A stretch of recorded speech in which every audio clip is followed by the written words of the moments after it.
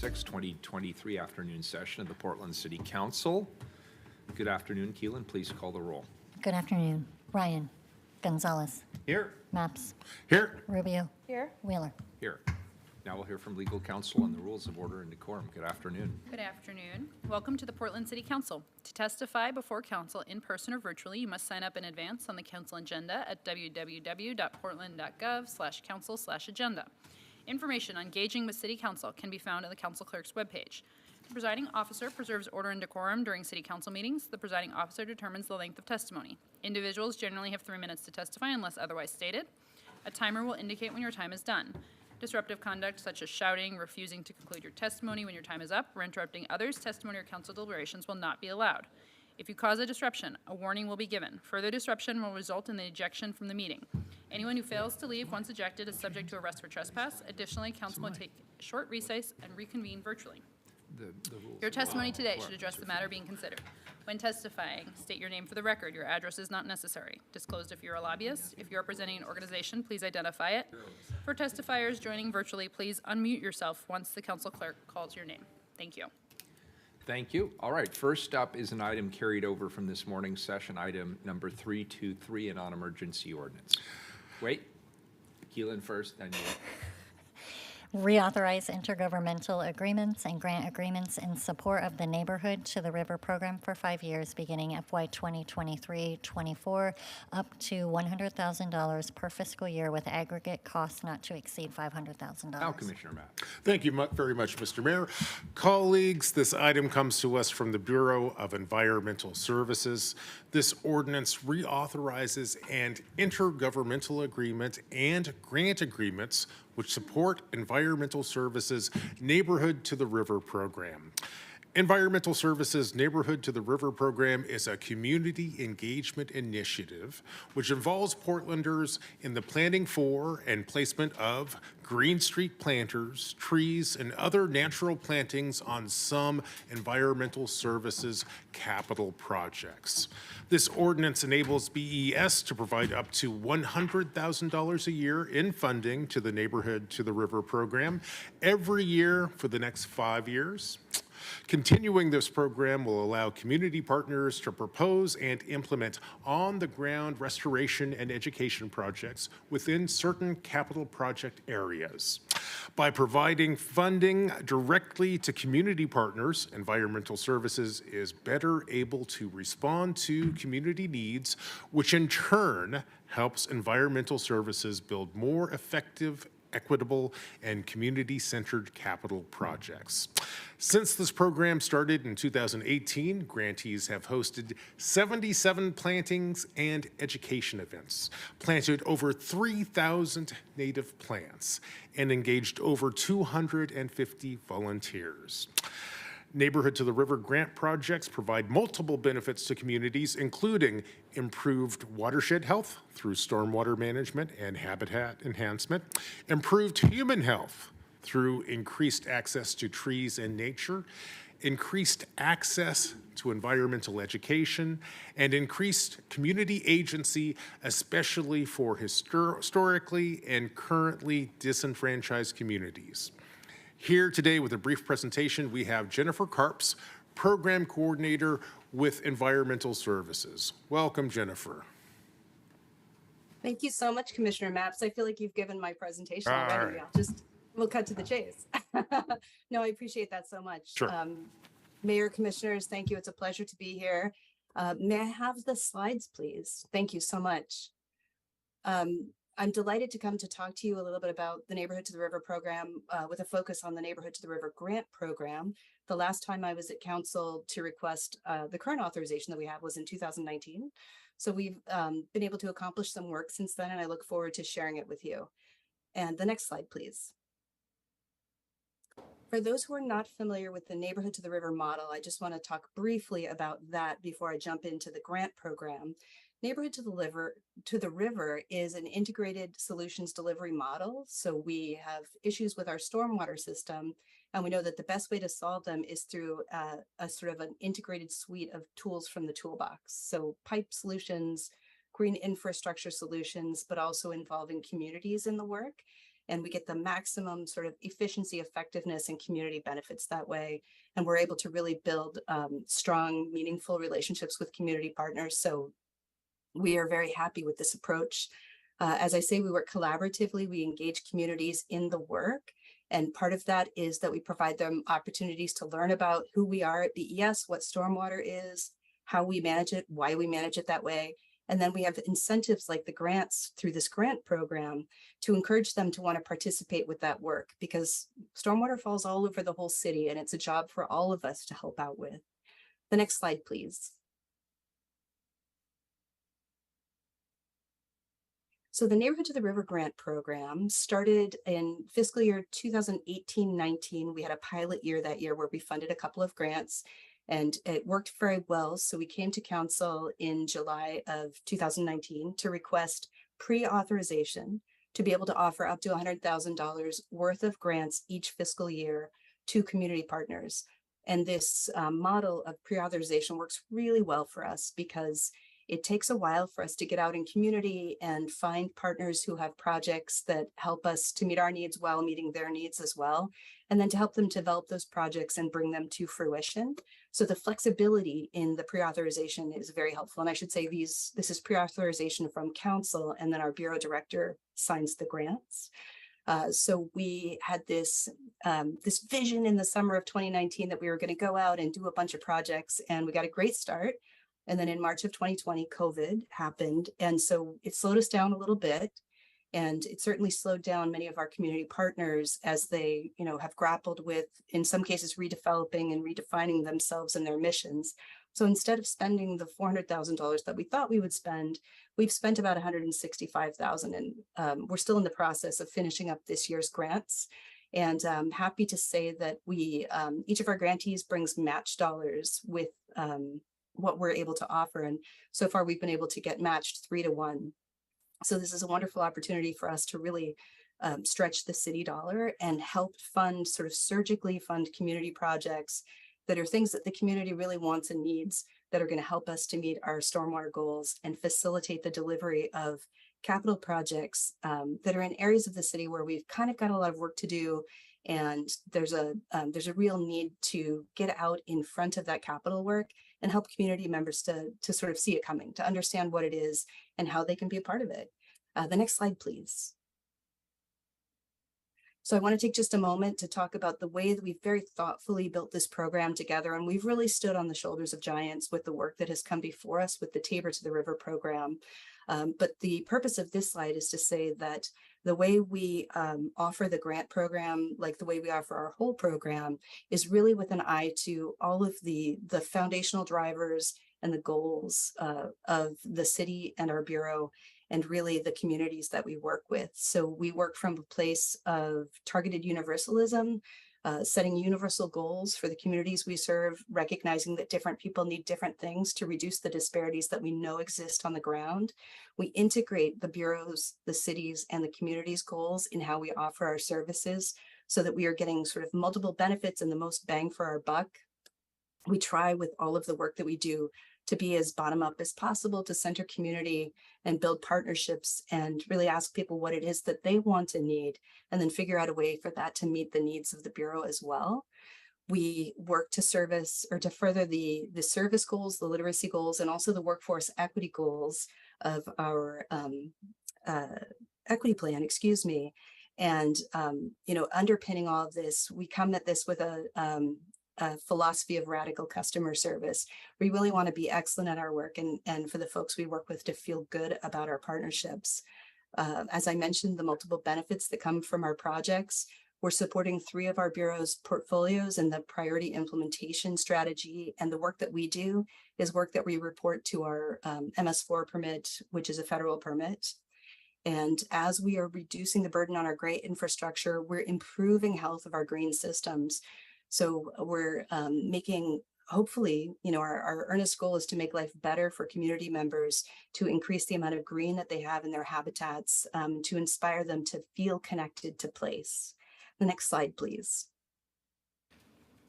So I want to take just a few minutes to talk about a few of our partners and projects that we've funded. And a couple of folks have very graciously agreed to come in and provide testimony for us today. I'm so grateful for that. One of them is Nestor Campos, who will talk about the work that we have worked with or we have helped to fund for Verde. But Verde has been doing this tremendous work for years now, building rain gardens and naturescapes with low-income residents. And they started in the Cully neighborhood and they've expanded beyond into other parts of Northeast Portland and beyond. And they bring in one of the hallmarks of these grants that I think this is a great example of is they bring in wonderful partnerships and that we really just take advantage of all of the wonderful work that Verde has done to bring these partnerships together and to keep them supported. We're so very fortunate for that. So Habitat for Humanity, Taking Ownership PDX, Multnomah Youth Cooperative, Danza Azteca, the property owners that they work with, and the Columbia Sioux Watershed Council all come together to make this work happen. And as you can see, the number of plants and the number of events that have happened every year, this is land reclamation that is happening one property at a time with some of our community members who would not be able to do this work otherwise. And excited to hear Nestor tell the story as well. And may I have the next slide, please? The Columbia Sioux Watershed Council has done, we have funded a couple of different projects. The one that I'm going to talk about here is in the built environment. This is along Northeast Ainsworth.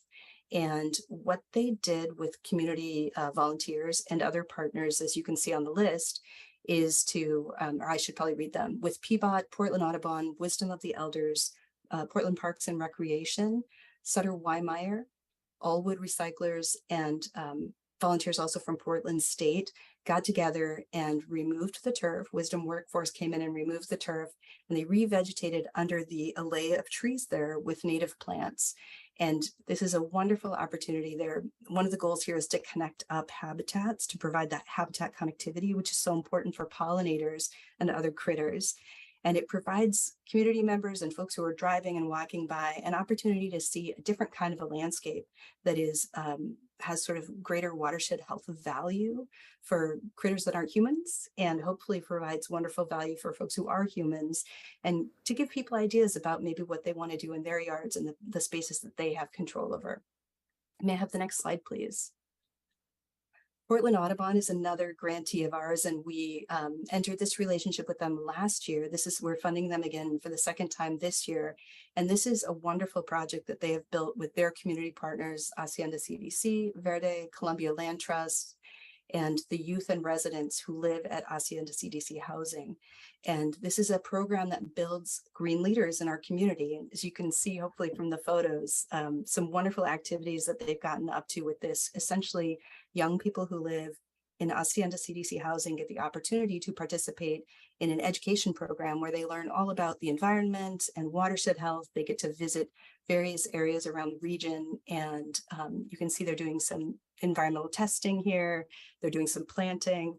They take what they've learned and they decide what matters to them and what they think is important and valuable, build a curriculum, and then teach it to their families and their neighbors back at home at their housing. And I want to note that not all of the metrics are included on this slide or some others because we are still in the process of getting those numbers for this year. And the next slide, please. I have two more projects to talk quickly about. This one is near and dear to our hearts at BES. We partnered with Southeast Uplift to bring in local artists to paint these beautiful murals on 4 of our utility boxes. And these utility boxes are something of an eyesore in our neighborhoods, but they're absolutely necessary for the proper functioning of our our sewage system. And so we really need to have them. They're very important, but they are opportunities for graffiti and tagging. And so we were just delighted to bring in, to have this wonderful, strong partnership with Southeast Uplift, provide stipends to local artists to, create their beautiful art. You can see each one of these is different and reflects the ethos of the artist, and as sort of shown through the goals of stormwater management and watershed health. So we're very grateful for these and really hope to do more in the future. And then one more, next slide, please. The final project that I will talk about, and Teresa Wong is here from the Urban Green Spaces Institute to say more about this project. But another partnership that we're very excited about is with the Connecting Canopies Coalition. And I've named just a few of the project partners here: the Blueprint Foundation, Urban Green Spaces Institute, Meadowsweet Gardens, and Portland Parks and Recreation is another partner. We have a robust partnership with Portland Parks and Recreation as well. But here, Connecting Canopies has put together, they have brought dozens, if not hundreds, of partners together to provide pre-apprenticeship opportunities for younger adults who are interested in getting into green industries. And the grant that we provided to Connecting Canopies helped the this year's cohort of pre-apprentices or trainees to learn landscape maintenance and young tree maintenance and natural area restoration skills. So they're getting a nice cross section of various types of activities they might want to specialize in as they go into green industries. And I look forward to hearing more from Teresa about that. I just have one more slide. Thank you. So to sum it all up, our ask here today is that we are very happy with our program. We're eager to continue the work. We're hopeful that with COVID more or less behind us, we will be able to meet our goals for $100,000 per year for the next 5 years. So we're asking for reauthorization to be able to offer our grants to communities. We have existing partners. We have partnerships in process for projects that weren't able to come together before the end of this fiscal year in 4 of the quadrants of the city. And all of our projects, we're committed to our vision for to our approach that the community's vision will be centered and community agency will be centered, so that as we are investing in work that is improving our watersheds, we're also very much improving community livability. And that's my time. Thank you so much. Very good. Thank you. Colleagues, any questions at this particular juncture? I think if I understood the presentation right, we might have some invited testimony. Is that correct? Yes, that is correct. We have Teresa Wong and Nestor Campos here to speak. And I don't know if you have them in an order already, but maybe we can hear from Nestor. I see his camera is on. Hello.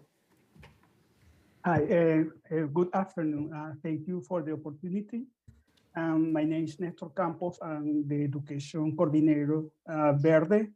I have been working in the organization for 17 years from Venezuela and agricultural engineering in my own country. About the Verde Urban Habitat program is a multi-phase initiative that engages youth, homeowners, and local organizations in creating a more sustainable and livable environment throughout North and Northeast Portland through community-engaged naturescape and rain garden installation. Verde Urban Habitat program, with the support of local partners, has a range of environmental and social benefits, including stormwater management and watershed health, wildlife stewardship, biodiversity preservation, enhancing habitat and corridor and crucial pollinator species, providing opportunity for low-income community to engage in a local environmental movement, supporting youth, intern, and student in ecological education and green career opportunity. About our partnership with Nature to the River, we have been partnering since 2018, and the fund from this specific grant program has helped us to install, until today, 45 naturescape and rain garden, and totally around 2,250 native plants planted. This fund go towards supply such as native plant, mulch, tools, education material, and more. It helped to support my time as well as my landscape contractor license. Finally, this project, Nature to the River, support benefit many low-income and underserved community and family. After all mentioned before, we support the reauthorization of this program because our partnership with Nature to the River has been an essential part of our ability to provide this kind service for the community. Thank you. Thank you, Nestor. And I believe we have one additional invited testimony. Teresa, if you're ready to go, why don't you start? Yeah, thank you for allowing this opportunity for me to be here today. My name is Teresa, and I am the Partnerships and Planning Manager at Urban Green Spaces Institute, which is also UGI. So UGI is the co-leader of a newly established urban forestry coalition called Connecting Canopies. Connecting Canopies is an equitable urban forestry initiative that works to address the inequitable distribution of urban trees in the Portland metropolitan area through green workforce development for BIPOC young adults. Many of the trainees that we have did not go through a traditional four-year college track route, so this provides an opportunity for them to advance their career pathway through alternative ways. So each year we provide paid pre-apprenticeship program by training 12 BIPOC people on job skills in urban forestry, habitat restoration, food systems, including fruit tree care and urban gardening, and general job readiness skills in partnership with 6 training partners, including Friends of Trees, Ash Tree Forestry, Meadow Sweet Gardens, Portland Fruit Tree Project, and Portland Parks and Rec. We also partner with Verde through Backyard Habitat and BES for our trainees to take on additional learning opportunities and topics such as stormwater management. Some examples of our projects in partnership with the city and some schools, not necessarily within the neighborhood grants program, but just an example includes nature patch planting and maintenance with Portland Parks Nature Patch Program in several parks, school plantings in partnership with Backyard Habitat Program.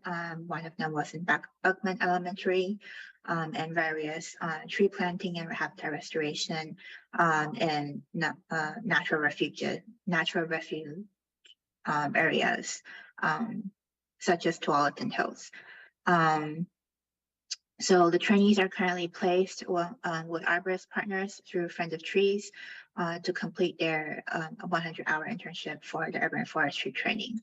On top of learning about green sector job skills, Connecting Canopies also worked with community partners on projects that benefits community members who are in need of assistance for tree care and yard maintenance, which they would otherwise not be able to perform the work because it is really financial and labor intensive. The work that our trainees do while in training has directly and indirectly resulted in environmental benefits that the city also benefits from through planting and habitat maintenance on public and private properties throughout the city. Through this 9 months long training program, we also built a strong cohort of young adults who share similar passion to heal our environments and took them a step further in their career journey in the green job sector.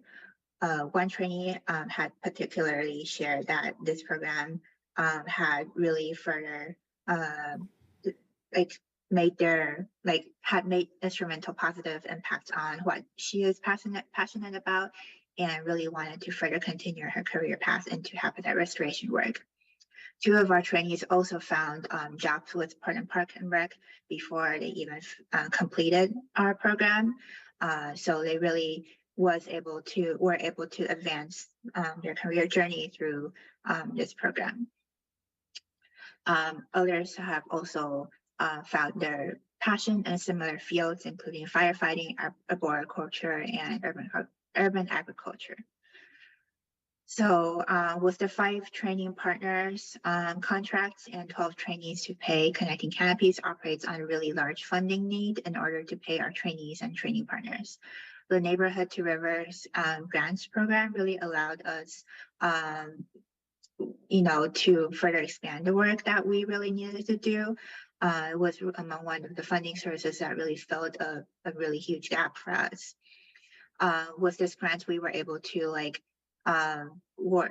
do yard maintenance for additional 3 out of the 10 project sites that we really find really need to do it for several of the community members that we partnered with. So this really not only benefited our trainees, but by providing educational opportunities, but also benefited those families who would otherwise not be able to do it. Also, the yard maintenance include like tree planting and tree pruning. The grant is also allowed us to pay our trainees to spend more time with support in Parks and Rec at several parks within the N2R geography. So without the Neighborhood to River grants, we really would not be able to expand the scope of work that we were required to train our trainees on these topics. And we were really grateful for having the opportunity to apply for this grant program to allow us to further build relationships with BES and the city more broadly. Thank you. And Jennifer, I believe that's the end of our invited testimony. Is that correct? Yes. Yes. Well, great, Mr. Mayor. I think that's the end of our invited testimony. Maybe before I hand the mic back to you, I just want to take a moment to thank Nestor and Teresa for their testimony today. I also want to thank them for the work they do on behalf of our environment. And with that, Mr. Mayor, I'll hand the floor back to you. Great, thank you. Do we have public testimony on this item, Keelan? No one signed up. Very good. Colleagues, any further discussion on this before I turn it over to second? Commissioner Ryan? Yeah, we're having a lot of conversations about grants lately, so I just wanted to use this opportunity to ask a couple questions. When you said, Jennifer, this might be for you, when you say 3-to-1 match, tell me more about that. Is it that you have to raise the money and then you get the gift from the city? You have to get the 3-to-1, or how's the 3-to-1? No, thank you for asking for the clarification. How that works is when we are developing projects with partners, prospective projects with partners, we ask them if they have other funding already or if they're bringing any in-kind support in. And then they submit that to us with their application materials so that we can see that we're getting sort of more lift for our dollars. And that's where that comes from. So those would be other grants, other funding sources, and in-kind hours from volunteers. No, that's great. That builds more capacity, so I like hearing that. Is there another one in that regard? I did like your term radical customer service. Thank you. Yeah, could you give me an example of that? Absolutely. We try to think ahead to what our customers, our partners, our community members need from us and what we can do for them to help them to be successful. You know, we're the ones who are the gatekeepers for the grant program process, the administrative process, and we know it can be daunting and difficult. So we do as much as we can to, as I say, keep the program, keep the work in the community's vision, but, you know, help to streamline it into the city's process so that the grantee is not burdened by a lot of administrative process. So that's one example. You know, just That was great. Yeah. Communicate early, communicate often, that sort of thing. Yeah, well, that's a good theme. I'll just end with this. I appreciated hearing about the partnership with Parks and Rec. I didn't hear, and it could have been because I was late, if there was a partnership with the PSEF grants, since it seems to be in kind of a similar wheelhouse. Yeah, that's a good question. I have been a technical support person for PSEF, sort of not with my N2R grants hat on. So certainly there is a partnership between BES and PSEF. With our N2R grants specifically, we have not, I would say that there is overlap in some of the grantees between our two programs. And I think where there is a nexus is that we're all hoping to help community organizations build capacity so that they can do more. And I personally am very hopeful that with our N2R grant program, we can help like Connecting Canopies, Verde, to be able to have sufficient capacity so that they can successfully win and take advantage of PSEF grants. So I think that's where the nexus is. Thank you very much, Jennifer. Yeah. Very good. Any further discussion? Very good. Excellent presentation. Thanks, everybody who testified. This is a first reading of a non-emergency ordinance. It moves to second reading. Thanks, Commissioner Mapps. Sure. Next item, please, a resolution 334. Adopt Advance Portland, a call to action for inclusive economic growth. Good afternoon, everyone. We're now on the afternoon agenda. I'm excited to announce that this resolution is to adopt Advanced Portland, a call for action for inclusive economic growth, our city's next 5-year economic development strategy. I'm co-introducing this today with Commissioner Rubio. I'll give a few brief remarks and then she will speak after me. This effort has been a high priority for me and my administration, as well as for everybody on the Portland City Council. When Council acted in November of 2021 to direct funding towards Prosper Portland, we outlined 2 specific components to this project. First, an inclusive economic development strategy, and second, a central city and commercial district analysis, place-based strategies for economic recovery throughout our community, which are forthcoming. Today, Prosper Portland and the Bureau of Planning and Sustainability are presenting Advance Portland. I'm excited about this actionable business plan for our city because I believe it can be instrumental in helping to ensure that all Portlanders have the opportunity to thrive, particularly with ongoing follow-up and oversight from the Council, rigorous performance measurement, and close collaboration across a number of implementation partners and stakeholders all throughout our city. For this work to be successful, I recognize that both simultaneous and effective efforts to address safety, homelessness, and livability issues in our city are absolutely critical. I want to thank Director Branham and the team at Prosper Portland, particularly Director Oliveira and the team at BPS as well for their leadership and the work to bring this plan forward. Thank you to the bureaus for working together in a very collaborative and I think thoughtful manner. I also want to thank and recognize the valuable contributions of the steering and leadership committees, leaders from all across our community who invested their time and important perspectives in this process. And there was a lot of time put into this process, and I want to thank you.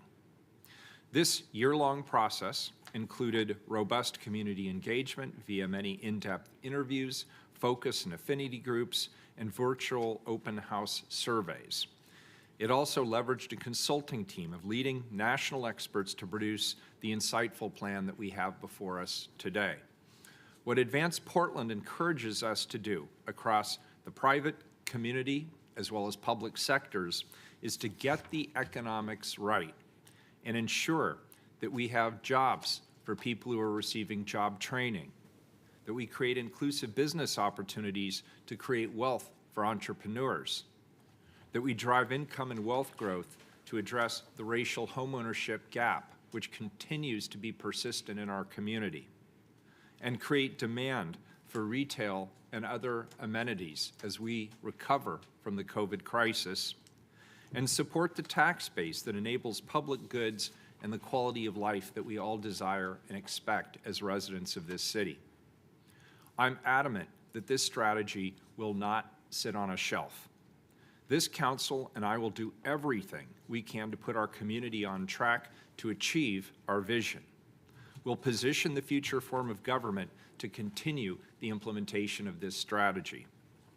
Today, we have Kimberly Branham, Executive Director, Shay Flaherty-Bettine, Economic Development Director, and Lisa Abouf, Development and Investment Director from Prosper Portland, as well as many others to share their testimony, including Donnie Oliveira, BPS Director.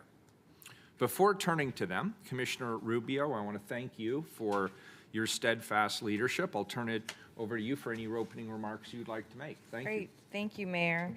Colleagues, today I'm thrilled and honored to have Prosper Portland, BPS, and the consulting team and many community and business leaders here to share more about Advance Portland, the important work we've already done, and what will follow. How did we get here? In part, Portland is feeling the challenges of our own success. Innovation, our culture, and progressive planning policies have led to a high quality of life and significant growth for the city. But we did not manage that success or growth as well as we might have. We cannot pretend that Portlanders experience success or prosperity universally. Significant racial disparities remain in income, wealth, and homeownership. And COVID-19 greatly magnified what so many in marginalized communities have been telling us for decades. But Portlanders have always been innovators who are willing to take on a challenge, especially when it will uplift our community. So in other words, we don't give up on ourselves. And today we will hear about how we will tangibly and meaningfully move our city forward. Advance Portland provides a framework for this city to build a truly inclusive economy. And I want to call your attention to a key point. A false narrative exists for some that says that economic development and equity have incompatible goals. And this report proves that narrative untrue. In fact, time and again, data has shown us that equity and inclusion is growth. This framework weaves together economic prosperity, racial equity, climate action, growth, and partnerships to realize a city where no matter who you are, what you look like, or who you love, you can thrive here. And not just thrive, but create wealth, and not only for yourself, but for Portland as a whole. So I want to repeat what Mayor Wheeler noted about this strategy is, in effect, that we will not be sitting on the sidelines. Should Council adopt Advance Portland, our first action will be to convene a cross-bureau task force to ensure that the city does its part to advance the actions laid out of the strategy and also build cross-sector partnerships to drive the necessary interventions. But before we start, I just also want to say thank you to everyone who has been involved in this process, from staff to small business owners to corporate leaders and residents. This is moving forward fueled by your wisdom, experience, but mostly your drive and love for our city. So I'll now turn it over to Kimberly Branham, Executive Director, and our Prosper Portland team to share the report, Advance Portland, a call to action for inclusive economic growth. Thank you very much, Commissioner. Good afternoon. For the record, I'm Kimberly Branham. I use she, her pronouns. I'm Executive Director at Prosper Portland, and I'm joined at the dais by Shay Flaherty-Bettine, our Economic Development Director, and Lisa Abwaf, our Development and Investment Director. We are absolutely delighted to be here with you today to present Advance Portland, a call to action for inclusive economic growth for your consideration today. Next slide, please. So I'm going to speak to the planning process, key findings, and the strategic framework, and then Shay and Lisa will dig into the objectives and the data-driven actions. And you'll hear that, as was mentioned, we have no intention of letting this plan sit on the shelf. So the resolution accordingly proposes 4 specific actions for your consideration, and Shay will cover those when he speaks to next steps. We'll have an opportunity to hear from some of the partners who participated on our advisory bodies and who are here with us as invited testimony. And we have all agreed to keep our remarks focused so that there is sufficient time for council to have discussion and deliberation. Next slide, please. So as was mentioned, Advance Portland is the result of more than a year of analysis and engagement with investment from City Council, 2 consulting teams comprised of nationally recognized leaders in the field of economic development and experts with deep knowledge of our local context, performed robust quantitative and qualitative analyses to understand the strengths, weaknesses, opportunities, and threats that face our city today and to propose effective interventions.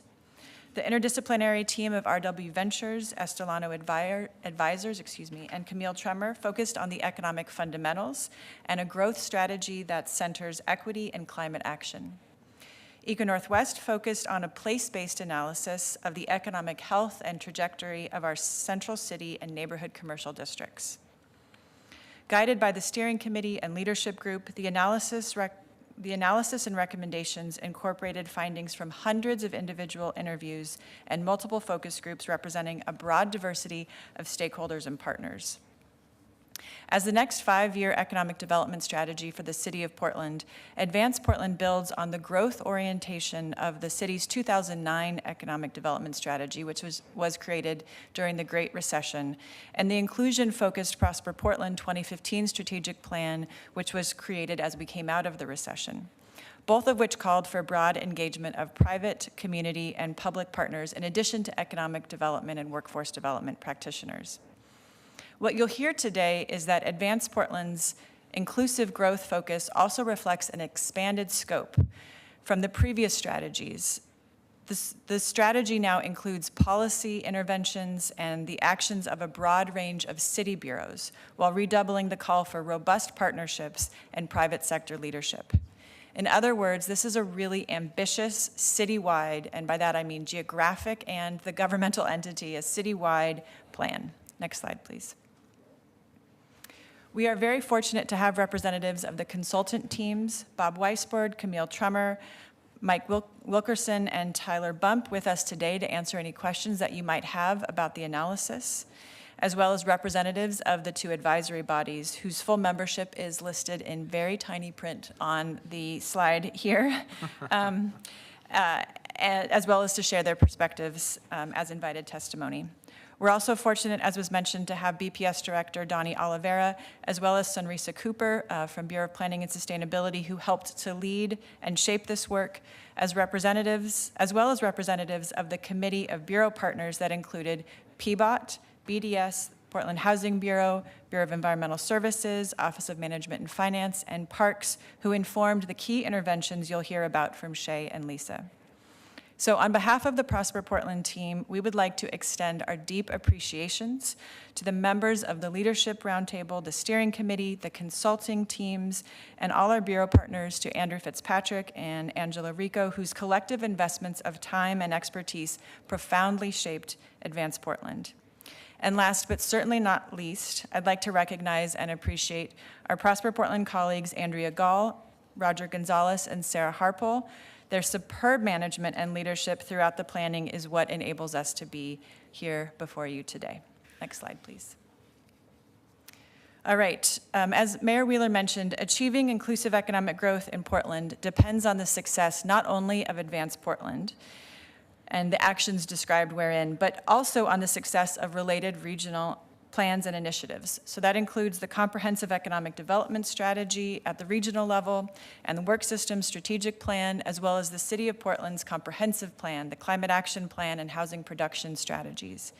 Equally important, we acknowledge that the work to address top community safety and livability issues for both the business and residents of Portland that Mayor Wheeler and this council are leading in partnership with Multnomah County and the state are absolutely fundamental to our ability to recover and to grow. Next slide, please. All right, so let's start with our endpoint. The goal of Advance Portland is quite simply to achieve inclusive growth in Portland through best practice interventions that increase competitiveness, racial equity, and climate action in our city. So that means 5 years from now, you should expect to see the growth of jobs making at least $57,000 a year and the expansion of competitive industries, a more vibrant and inclusive central city and healthy neighborhood commercial districts and small businesses, increased racial equity in entrepreneurship and traded sector employment, and the deployment of innovative green products and services. The economic development field has shifted over recent decades to an asset and market-based approach. So when we talk about best practices and the goal of sustained quality growth, we're talking about moving towards the contents and the elements in the arrows that point up and to the right. So for those who are following along, it's a visualization of best practices on the right and former practices on the left. I'll note that Bob Weisbord has been a national leader in this space of inclusive economic development, and so it's fitting that we are borrowing this visual from our consultants, RW Ventures. What you'll note here in the model is that the old model of luring companies with broad tax incentives and fighting with instead of alongside other cities in our region, a government-led approach or pursuing equity separately and apart from economic development is an outdated model that leads to short-term gains. Instead, we set out with the broad charge of optimizing the value of all the human capital, business, real estate, community, and other assets of Portland through market-based interventions that retain and expand existing companies, to collaborate across geographies and sectors with the understanding that racial inclusion is, as Commissioner Rubio mentioned, in fact, a core driver of sustained economic growth. Next slide, please. All right, so in the next 3 slides, I'm going to summarize literally hundreds of pages of analysis that our consultants garnered. And so please, we will definitely have opportunities for questions, but I'm just going to speak to some of the key points. And all of these assessments inform the recommended interventions. All right, so starting with our strengths, we find that in recent decades, Portland's accelerated growth through the attraction of skilled labor enabled the economy to flourish. Portland has experienced growth and diversification across industry sectors, high employment in knowledge occupations, seen here in the strong growth in high-wage, high-quality jobs, which grew 14 times faster than middle-income jobs, and nearly 50% more growth of highly educated talent when compared to the nation, as well as an increasingly diverse workforce.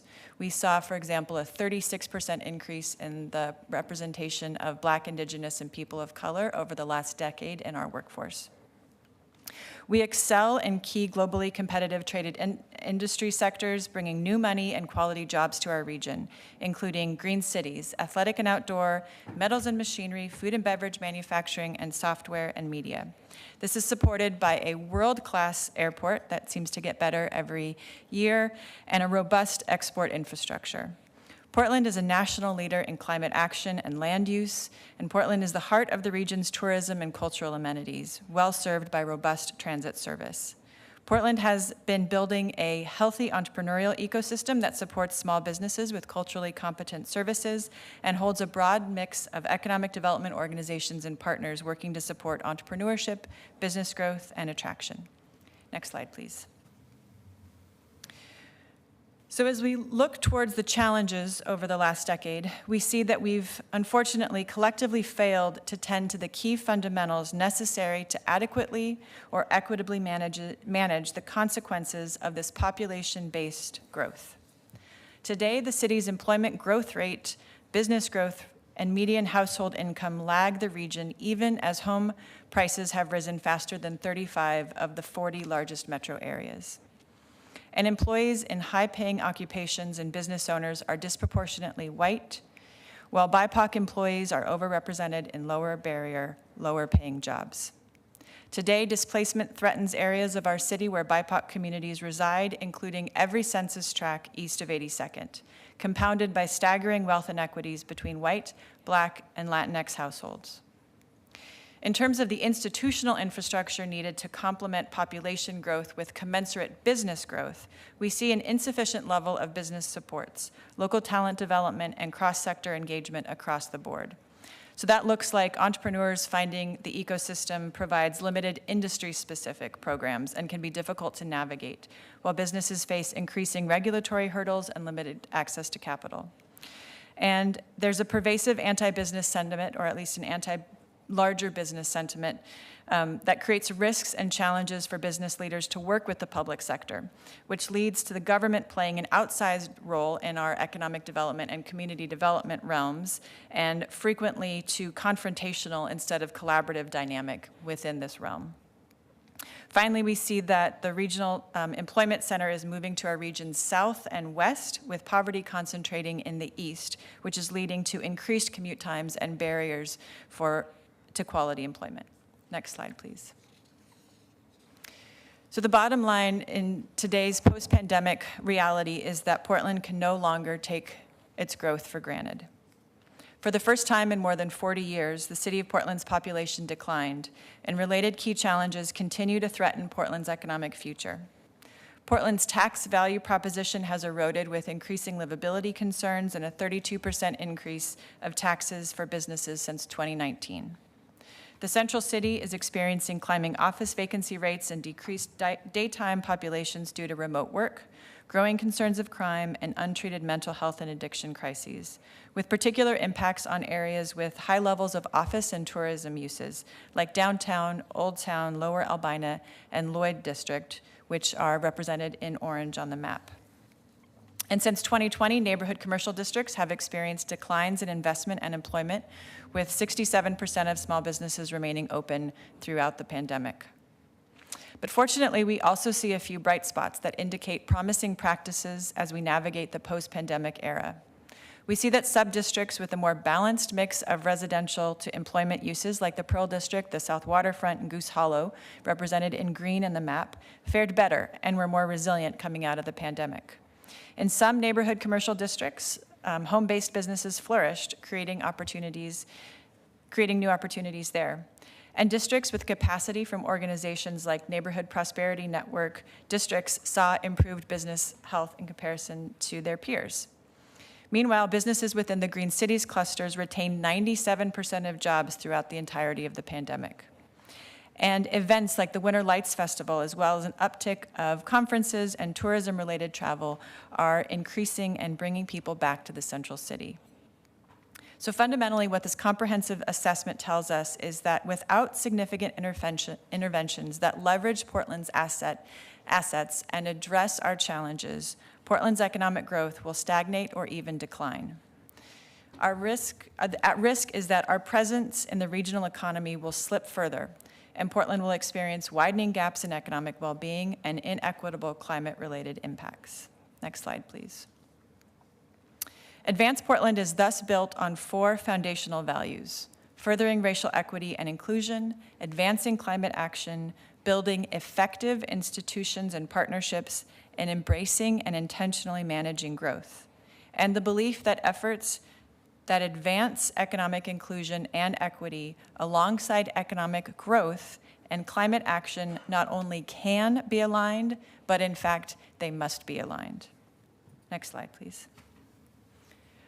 So grounded in these values, the strategy identifies 4 objectives. The first is to propel inclusive economic growth and innovation. The second is to promote equitable wealth creation.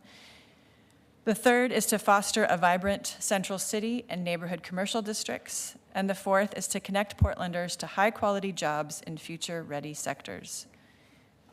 Next slide, please. So with that, I'm going to turn it over to Shay and Lisa to describe a little bit more about what we mean by that. Thank you. Thank you, Director Branham. For the record, my name is Shay Flaherty-Bethine. I use pronouns like he, him, and L. Our first objective centers inclusive economic growth and innovation. A cluster-based business development strategy is critical to growing traded sector industries and improving access to quality employment opportunities. This is the heart and the lifeblood of our city's economy. We do this work by focusing on our most competitive industries that grow quality jobs. In our analysis to identify these competitive industries, we looked at assessing the location quotient, which means identifying which industries where we are most competitive and where we have the highest concentration of firms. We looked at the economic impact of these industries, so mainly how much money are they bringing into the city from outside of the state and our region. We looked at the potential of these industries to advance our climate goals and to leverage opportunities in the green economy. And finally, we looked at opportunities within each to advance equity and inclusion through quality job growth. So our cluster industries, as Director Branham mentioned, are as follows. We have the athletic and outdoor cluster, climate tech, and what we call green cities, metals and machinery.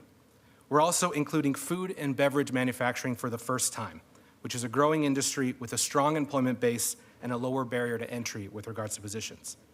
Lastly, software and media is included, but it's not included as a vertical cluster, but as a cross-cutting horizontal industry whose success really bears heavily on how these other competitive industries are doing. So what you see on the slide are 3 areas of focus within the objective. The first is to invest time and resources into these traded sector cluster industries in which our city has the competitive advantage to increase access to quality jobs and business growth. A good example that you've recently heard here at Council was around the State of Sport Task Force. The strategy calls out continuing dedicating our time and resources here alongside the PBA to capitalize on our strength as a global leader in the athletic apparel, outdoor equipment, and recreation industries. The second area focuses on industry-specific innovation strategies that support the growth of green products and services. A good example here that you've heard about is the Bureau of Planning and Sustainability's Clean Industry Initiative, which overlaps with our Climate Tech and Green Cities cluster, and it pursues resources that support Portland's anchor manufacturers in taking advantage of these clean growth opportunities. Lastly, we have addressing barriers to growth, inclusion, and innovation within these same industries. And an example recommendation that I hope you'll look at in the document is that Council pass an ordinance requiring a financial impact analysis be done before new policies or regulations are put in place, so that we're informed exactly who in the private sector would be impacted and how, particularly compared to our peer cities. If we look at the next slide, please. Our second objective centers equitable wealth creation and asset building. Before I start here, I think it's important to reiterate the fact that Director Branham mentioned. There are significant existing wealth gaps between the white population and communities of color. These actions outlined in this section are intended to provide the necessary supports to reduce those gaps. Again, we're looking at 3 areas of focus. The first is to support BIPOC entrepreneurs to start, but really to scale up and innovate through partnerships. Business ownership is a contributing driver to generational wealth creation, which means prioritizing entrepreneurship supports that, we're not only starting, but we're building more resilient businesses, but we're also unapologetically focusing them in order to scale and innovate. This looks like enabling technical assistance with a growth focus, increasing scale-up resources within programs like our Inclusive Business Resource Network, like innovation centers, and like access to capital. Our second area looks to increase access to property ownership, real estate financing, networking, and bid opportunities for BIPOC firms, especially as we leverage opportunities to grow our housing stock and commercial real estate. As business ownership helps to create wealth, so does the ability to acquire and develop property. We know of the disparity between white households and households of color when it comes to home ownership. That disparity can also be seen across commercial property ownership. Only 3% of black households own commercial real estate property compared to 8% for white households. And the valuation of those holdings is almost 10 times greater for white households. This is why the strategy points to increasing access to property ownership, real estate financing, and bid opportunities for firms and individuals of color. One of the many ways we can achieve this is through the development of new and amendment of existing loan products and processes that reduce barriers and create greater access to capital for entrepreneurs looking to acquire property or participate in development opportunities. Finally, and I think this is a big one, is as part of our City of Portland charter reform process, we need to explore the policy and structural shifts to better support Portland's entrepreneurs. Currently, navigating the myriad of licensing, permitting, and small business supports available throughout the city can be an overwhelming experience. An example that's within the strategy document for your consideration would be the establishment of an Office of Small Business and Entrepreneurship within Prosper Portland. This creates the opportunity to centralize funding and financing and technical assistance programming to better support Portland's small businesses.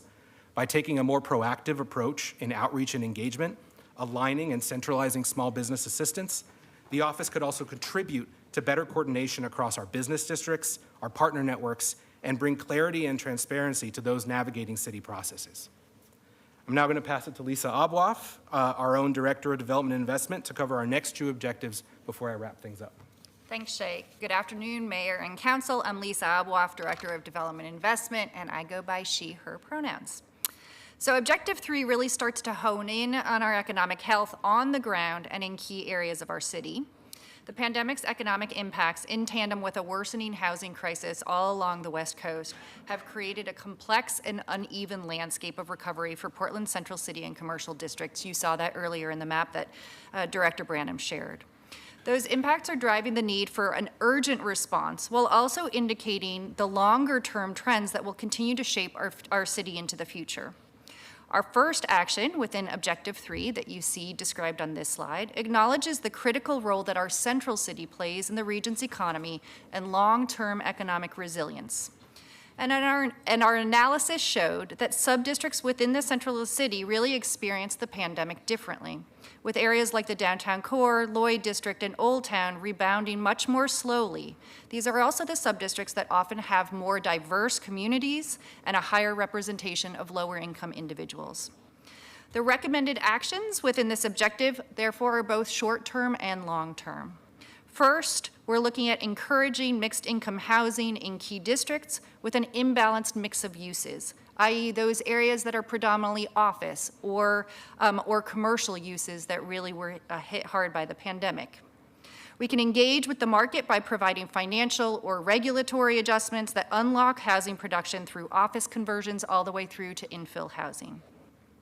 Second, we're recommending to retain and recruit small businesses and commercial tenants. We look at tools like identifying key sites for anchor businesses tied to our growing sectors and to create incentives that encourage our businesses to remain or to relocate in Portland. Third, to further unlock housing production and anchor job growth at key locations with high transit access and a focus on some of those larger areas of our central city that have been identified for high density growth in our long-range plans. We're including the recommendation to explore opportunities for new TIF districts that can support public-private partnerships at these key sites, through to re-tenanting and recruiting businesses and jobs into those areas and spurring opportunities both for new affordable housing as well as market rate housing. And finally, acknowledging that very often the first three recommendations that really focus on renovation and development activities, they can take multiple years to really come to fruition and be experienced in community. In the near term, we need to continue to bring focus on activations and increased foot traffic in our central city through things like marketing and communication strategies that promote the events and bring visitors and residents back to the central city. Next slide, please. To inform our commercial district recommendations, we undertook a citywide corridor analysis that showed key trends that happened across our city's commercial districts through the pandemic. Across our corridors, we saw general declines in employment, growth in the number of small businesses, a varied degree of commercial real estate activity really dependent on the district, and the importance of business districts, organizations to help stabilize businesses, our retailers, our restaurants through the pandemic. And we also know that each commercial district is unique. It's unique geographically, demographically, and tied to the adjacent neighborhoods they support and serve. Comparing district-specific performance to these citywide trends then informed the recommended approaches that you see here, with the understanding that these will need to be further tailored to respond to each district's unique character and experience. These actions and initiatives include: first, to provide on-the-ground support to our business district organizations to ensure that they have stable resources and can support small businesses and provide on-the-ground programming along our districts. They help to provide tailored assistance to our restaurants, our retailers, our district businesses, and through initiatives like Neighborhood Prosperity Network, Neighborhood Prosperity Network, we can also build capacity not only for our small businesses, but also for our district residents and employees. Second, we need to activate and tenant vacant spaces by supporting small businesses to move into those locations in either a permanent or a pop-up way, and by addressing regulatory requirements that can pose significant hurdles to small businesses who are looking to locate or to start anew along those corridors, as Shay mentioned. And we can also do this through encouraging absentee landlords of those vacant spaces to re-tenant and activate their properties. Third, we focus on the important role of a corridor's infrastructure, its streets and public realm, to and for our small businesses, from adding increased safety, connectivity, and wayfinding improvements along the public realm, to integrating business district capacity building into our longer-term land use and transportation planning. Fourth, we acknowledge the important interface between small businesses and the adjacent residential neighborhoods. Our residents are critical to supporting the local health of our small businesses, and our retailers are actually serving the day-to-day needs of our residents. We need to address housing production across a continuum of affordability with tools like exploring new TIF districts in East Portland that build on lessons learned from the Cully Plan recently approved by Council, and to work with both private as well as nonprofit partners on unlocking middle-income housing production together with affordable housing. Next slide, please. Now I'd like to touch on our final objective of high-quality jobs in future-ready sectors. On the bright side, Portland is home to a highly educated workforce compared to our peer cities. However, the data also shows clear racial inequities in who is employed in those higher-skilled, higher-paying jobs. And as Kimberly mentioned, the location of our job centers is shifting, further aggravating those inequities through increased commute times, cost, and obstacles, and the related climate impacts that come with those. Actions to support this goal of connecting Portlanders to high-quality jobs focus on increasing our skill base within industry-based job training and career path employment programs. For example, through expanding workforce training programs focused on increased access to the clean economy opportunities, or significant public infrastructure construction projects that we know are on our horizon, or working with our clusters, our construction and healthcare sectors to pursue partnerships for an employer-led industry consortia to support retaining of workers in lower growth industries and retraining them into new high growth positions, particularly in support of the clean economy. Second, we could also build public-private partnerships to improve access to employment opportunities through initiatives like Portland Means Progress or implementing the Columbia-Willamette Quality Jobs Framework, which unlocks hiring opportunities while also actually advancing culture change within our larger companies. And finally, we can improve physical connections between residential and employment centers by building on early work like the increased connections to Columbia Corridor, and as we look to the future of connecting high-density mixed-income housing locations, particularly in East Portland, to employment centers. And with that, I'm going to turn it over to Shay to talk a little bit about implementation. Thanks, Lisa. So next slide, please.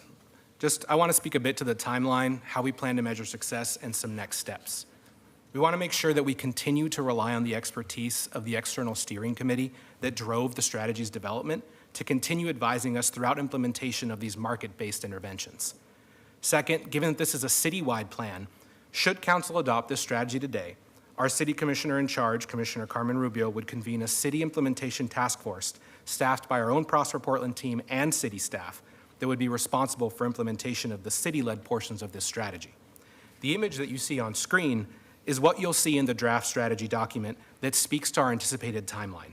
Each objective and action is tied to when we expect to see results, be it in the first year, the third, or 5 years out from adoption. We go to the next slide, please. Lastly, I'd like to speak on how we hold ourselves accountable as we implement this work. The team has worked hard on performance indicators and key metrics. These include both programmatic and policy outcomes, as well as broader economic trends. For example, when we look at the kinds of impact within our traded sector cluster work, we would track both the growth of quality jobs and the BIPOC employment data within each cluster. We'd also look at the broader location quotient or the relative strength of that industry over time compared to peer cities.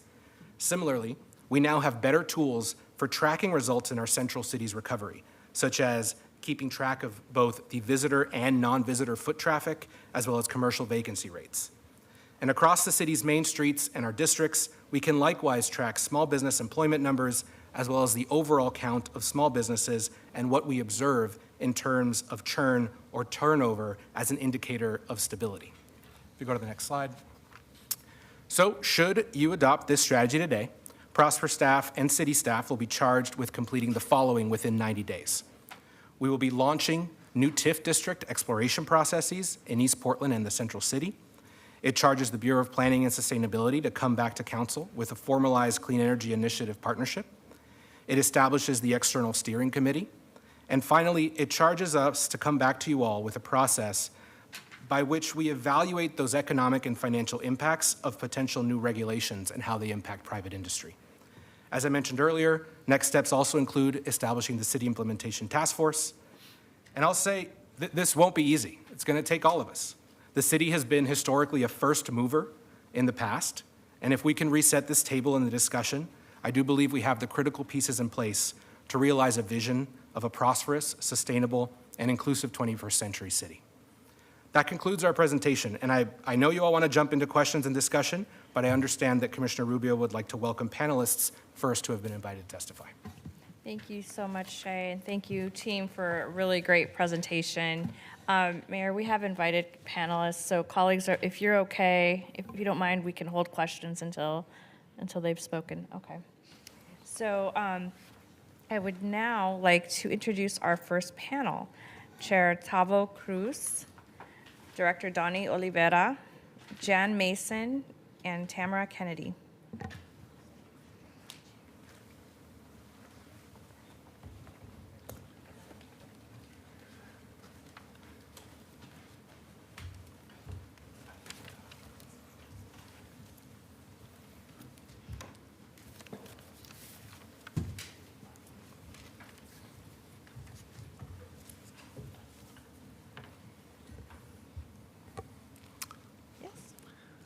Hi, good afternoon, Mayor Wheeler and City Council.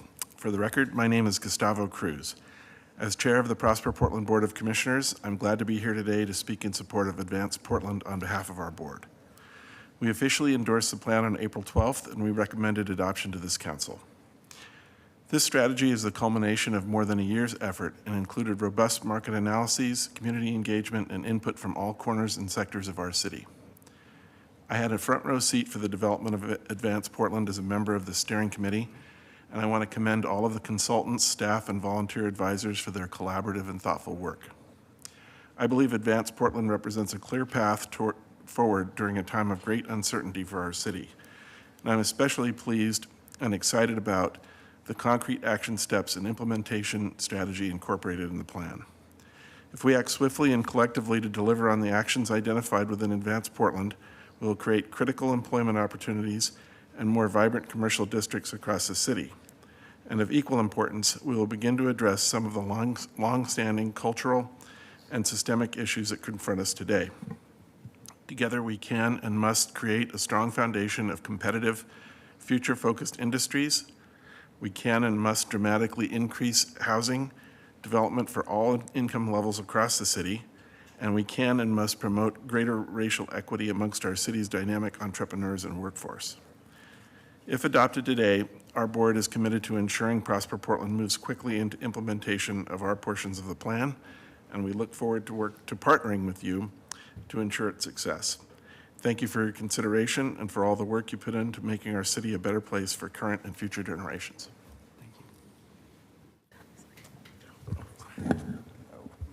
Let's see how we do this. Short. Yeah, right. Good afternoon, Commissioners, Mayor. Donnie Oliveira, Director of BPS for the record.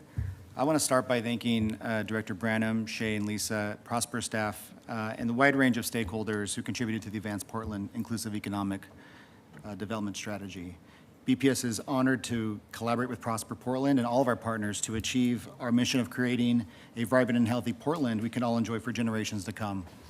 The State of Oregon's Planning Goal 9 requires all cities to develop a plan to ensure economic growth and development through our land use and urban form. For Portland, we stated in our comp plan that Portland will have a vigorous economic growth and a healthy, diverse economy that supports prosperity and equitable access to employment, opportunities for increasingly diverse population. A strong economy that is keeping up with population growth and attracting resources and talent can, 1, create opportunity for people to achieve their full potential, 2, improve public health, 3, support a healthy environment, and 4, support the fiscal well-being of the city. This strategy that you're hopefully adopting today is the next step in fulfilling this commitment. One of the innovative elements of Advance Portland that I'm thrilled to see realized is the clear signal to the market that Portland is focusing on clean industry as a core economic opportunity. This is a logical next step in Portland's climate leadership journey. The solutions we need to meet our climate challenges can be and should be economic drivers and job creators. Fundamentally, we see our climate responses as ways to increase the quality of life. If you think about our interventions, we're trying to support our communities, prevent harm, and thrive. That paradigm must include wealth growth and prosperity for our region. What this strategy highlights and centers is that Portland cannot achieve our racial equity goals, nor will we meet our climate goals or adopt to the very real climate impacts without sustained and strategic public-private partnerships. More explicitly, our business and industrial sectors will play an essential role in our climate response and success, and having a plan like the one before you today is a key step to advancing this critical collaboration. For example, BPS and Prosper Portland are partnering with industrial and community partners on a clean industry initiative. If you recall the work session from the fall with our guests from Denmark, we're evaluating the ways we can work to strengthen industrial partnerships and uncover new solutions for the Portland industrial sector. A plan will be back at Council in 90 days for your review. So creating new opportunities for innovation, investment, and job creation in sustainable industries is not just a key objective of this plan, will play a key role in Portland's climate work. Because when we were discussing the economic potential of a clean tech cluster in Portland, we are saying that leveraging Portland's green brand and existing investments and initiatives gives us an advantage to go bigger and farther. But we need to stay creative, work together, and find solutions that work for all. If we do it well, this is scalable for not just our region, but our state, nation, and globe. So thank you so much for your time and encourage you to adopt this plan. Thank you. Thank you. For the record, excuse me, for the record, my name is Jan Mason. My pronouns are she, her, hers. Good afternoon, Mayor Wheeler, Commissioners Rubio, Gonzalez, Maps, and Ryan. I am the chair of the Greater Portland Economic Development District, a sister organization of the Greater Portland, Inc. I also serve as the president of the Filipino American Chamber of Commerce and co-chair the Community Economic Coalition of Culture-Specific Chambers. And professionally, I work as the Director of Communications and Equitable Development for McKinsey, a Portland regional architecture engineering firm. Greater Portland Economic Development District is the regional economic development district designated by our Federal Economic Development Administration. And our vision for our comprehensive economic development strategy adopted in 2021 is, and I quote, "The Greater Portland region is an equitable, innovative, resilient, and forward-thinking economy that fosters upward economic mobility for individuals and prosperity for businesses," end quote. The Advanced Portland Inclusive Growth Plan is drafted in this spirit of this regional strategic vision and includes specific call to action objectives emphasizing inclusive business growth and equitable wealth creation. It includes Portland-specific actions to revitalize and foster a vibrant central city, actions to increase commerce and support small businesses, and workforce training to foster mobility through high-quality jobs in key industry clusters. Advanced Portland is also introspective and acknowledges some of the barriers to achieving economic wellness and inclusive business growth. This candid assessment acknowledges possible actions that are important for future community growth. These include addressing policy and practices pertaining to industrial land use, continuing the permitting improvement project, and embracing a business-friendly culture that encourages businesses to stay, grow, and thrive. Further, a comprehensive public-private partnership to attract more visitors through events and activation to Portland rebrand as a destination with a strong value proposition.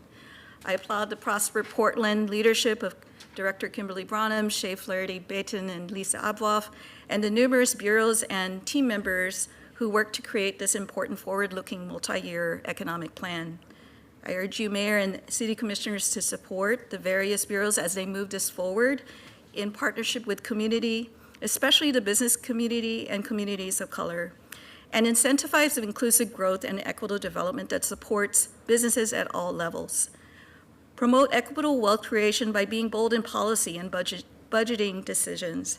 Further, I urge a citywide effort to continue to reset and set transformation as a priority within the bureaus themselves. Unity in this effort by all bureaus and civic government is crucial for success to retain and attract investment and commitment to advance Portland.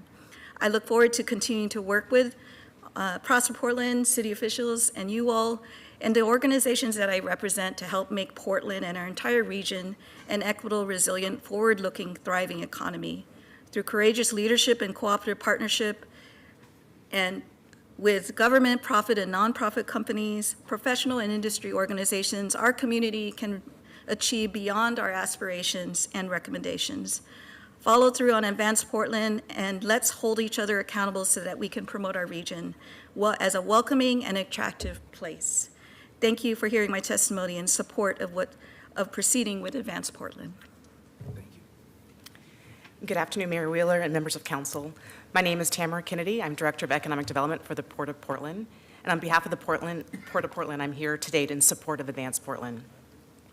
The mission of the Port of Portland is to build shared prosperity for the region through travel, trade, and economic development. Our mission closely aligns with many of the objectives that are outlined in the Advanced Portland strategy. We do recognize enormous challenges facing our city and believe that this strategy does position us to prioritize inclusive economic growth and climate action and sets the right tone and direction for achieving better outcomes for our region. We consider ourselves partners in this work and are committed to working with you towards many of the objectives in the strategy. And I just wanted to highlight a few key initiatives that the Port has been leading in that directly supports many of the objectives in the strategy. The Port is invested in advancing traded sector cluster industries with a key focus in mass timber, climate technology, semiconductor, and other clean advanced manufacturing clusters.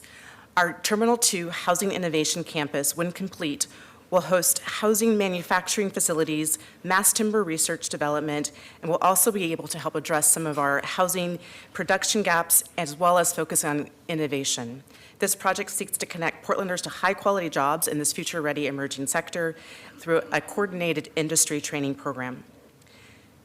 In spaces of climate tech innovation, as we know that that's a really important growing sector, but we also know there's many disparities in that space.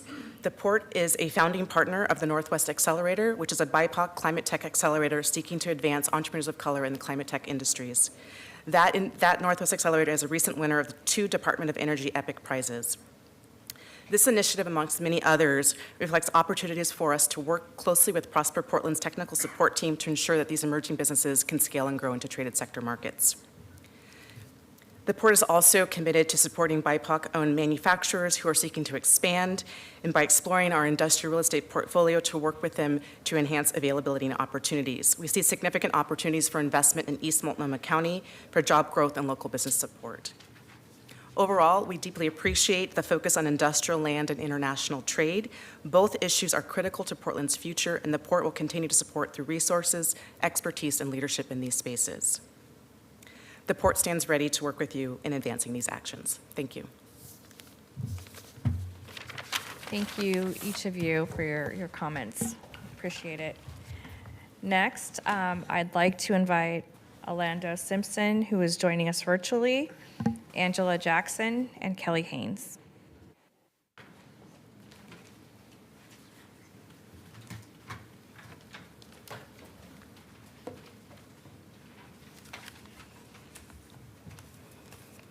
Welcome.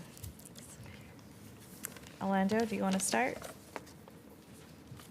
Yeah, I can start us off. Sorry, Angela, I'm not there next to you, so just bear with me. You know, I understand you're having a hard time without me right next to you. But for the record, Mayor Willer and members of the council, my name is Orlando Simpson. I am the CEO of CORE, which is a local Black-owned materials management company focused on standing up the circular economy as a way for waste and recyclables to become raw materials for 21st century manufacturing and renewable energy production. I'm here before you today to express my support, gratitude, and blessing for the Advanced Portland strategy. Over the years, our city has written many plans and strategies only to come up short on outcomes as it pertains to business sustainability through the lens of ownership, growth, scale, and most importantly, wealth creation in our communities of color. Our city, region, and state is currently at an inflection point. We have been afforded a once-in-a-lifetime opportunity to take our recent federal legislative agendas and leverage all of the resources available to us in order to create a world-class city by standing up a sustainable economic development model that will carry us through the remainder of the 21st century. Every policy, plan, regulation, strategy, concept, et cetera, going forward is null and void if it does not include the private sector. Our opportunity to generate the most diverse capital stack and invest into our future generations is at our fingertips. However, it will require all levels of investment to work collectively together to showcase what a public, private, and philanthropic partnership can and should look like. Whether it is the clean industry work or Portland Means Progress, the new engineered path to prosperity being stood up by this council, Prosper Portland and BPS, as well as many others, are clear indications that we are starting to get out of our own way. If we stop for a second and look at the diversity of capital available to us today from the federal government, the state, and lastly, our local agencies, there cannot be a better time for us to commingle these resources together with equitable plans, strategies, and policies like Advanced Portland that not only encourage, but attract and expedite the deployment of private investment. If I had a wish today, or perhaps a request, it would be for all of our publicly appointed and elected leaders to encourage their staff to embrace speed and efficiency as a tactic to our public processes, which ensure green, innovative, socially conscious private sector businesses, especially those of color, are successful in our city, as these types of businesses collaboratively coupled together with our local CBOs, higher education institutions, and philanthropy is a remedy to our challenges of today, which can lead to a true and replicable P4 model for future generations. As a fourth generation Portlander of color and someone who has been civically involved in a variety of areas across our state, region, and city, it is even more important to me that we get this right and we go all in. So I would like to thank you all for your time today, and now I'm looking forward to embracing more of this abnormal sunshine.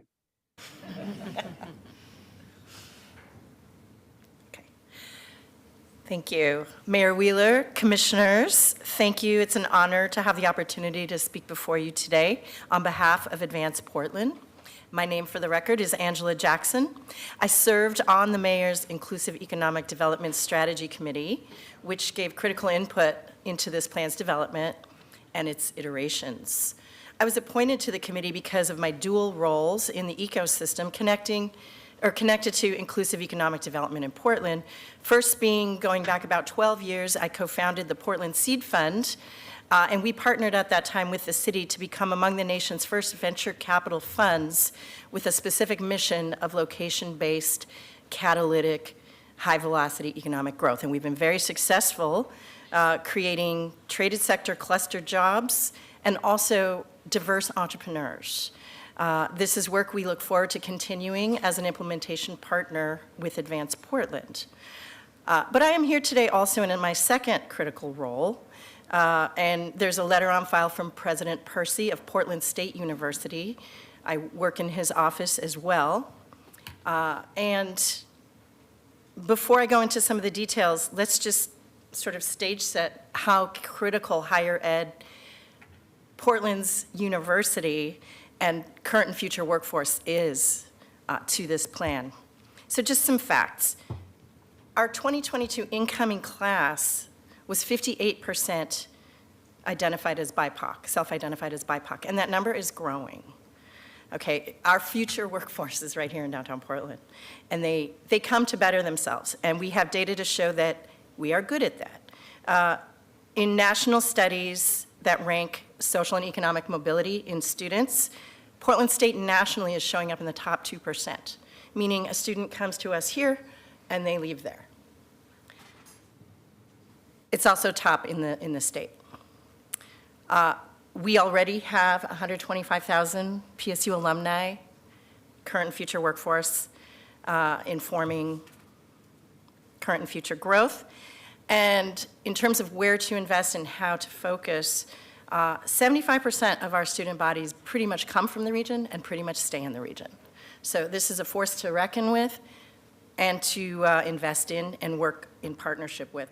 What I'm so excited about with Portland State is not just that our current president, but our incoming president, Dr. Ann Cudd, comes to us with urban university experience, University of Pittsburgh and Boston University, and a passion in her belly to make this among her top priorities, downtown revitalization, and partnering with the city and business leaders when she arrives on August 1st. But we already have quite a bit of infrastructure in place that we are looking forward to put into service of Advance Portland and grow in partnership with the city and private sector.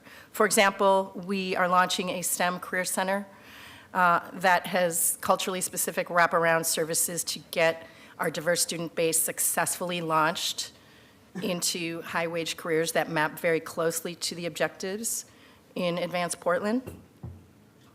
We already contribute to the green city and climate tech economy by, for example, being first home to Energy Storage Systems, Inc., a flow redox battery company led by two founders, one who's BIPOC.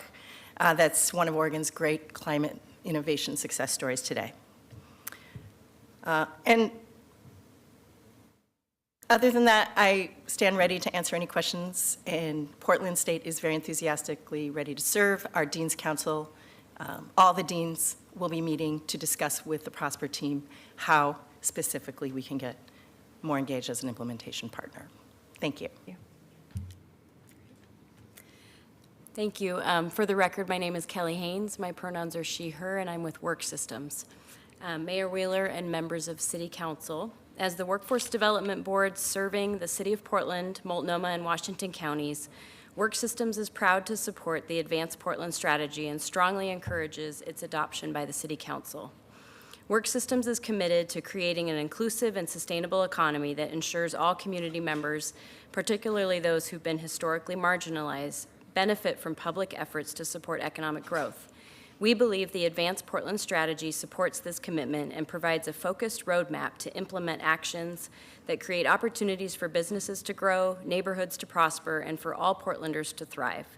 The strategy recognizes the urgency of the moment and the connections between our efforts to grow the economy and create a community where all Portlanders can engage and prosper. Work Systems looks forward to partnering with Prosper Portland and others to achieve the goals of the plan. We are committed to continuing to invest in the skills and training of the workforce, focused on industries and occupations that increase economic mobility and build a more sustainable and equitable economy.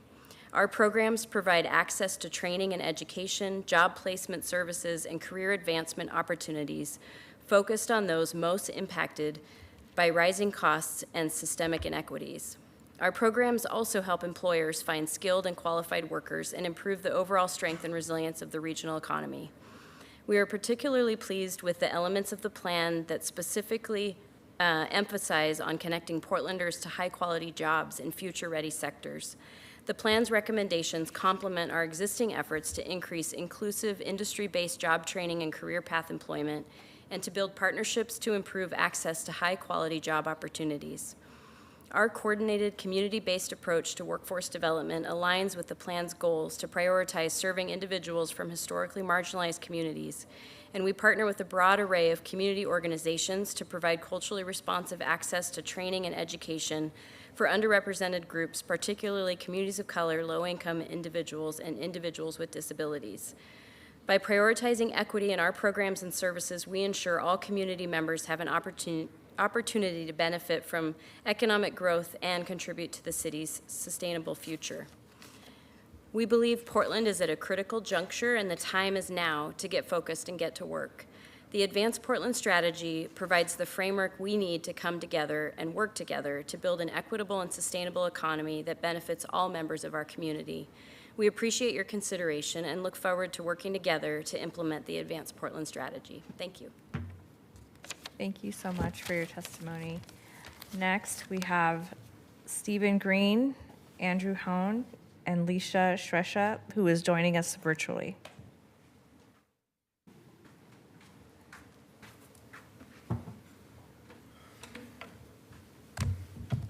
Welcome. Good afternoon, Mayor Wheeler and Commissioners. I'm Stephen Green, Interim Executive Director and one of the founding members of Business for a Better Portland. We're a group of local companies. Most of our members don't have ticker symbols on stock exchanges or line items in their budgets for lobbyists. They're the kind of places you brag about to your out-of-town friends, the store where you get gifts for family members, or the spot you like to take someone for your first date. These are the founders and leaders who took ideas from kitchen tables and built them into brands that form the identity of the city we all love.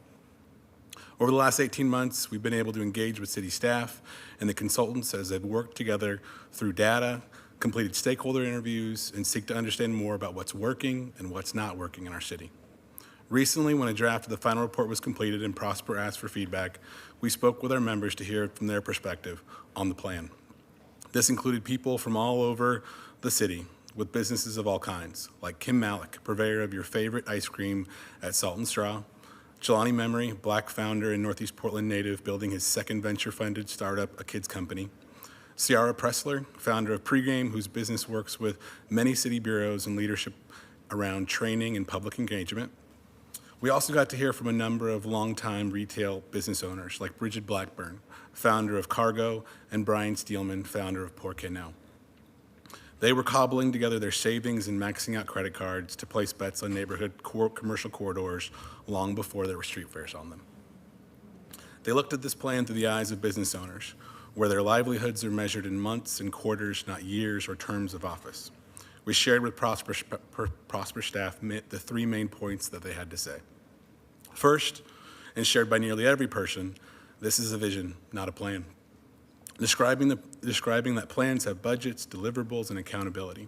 They wanted to know more detail about this plan and what it would mean the next week and which bureaus they would go to for the things that are going to get put in place. Second, we don't see ourselves in it. Their default in reading the pages was to understand what can I do and how can I help. You have a whole community of doers who want to own this plan and do their part for it to be successful. Third, where's Main Street?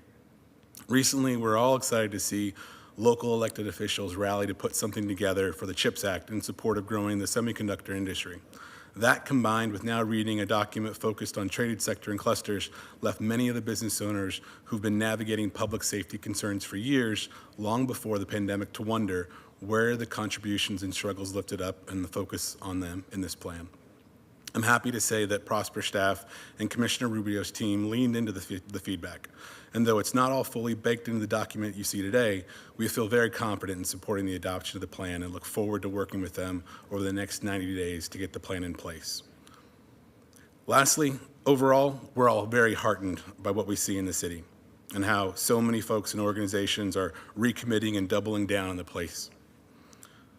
Rakaya Adams' announcement this week and the budget she is bringing to the historic Albina area reminds me as a recovering banker of a statement many of us have heard: cash is king. The thing most of us outside of banking don't know is the rest of the statement, but trust is queen. I appreciate you, Mayor Wheeler and Commissioner Rubio, for reminding us for how important trust was last week in dealing with the Reimagine Oregon situation.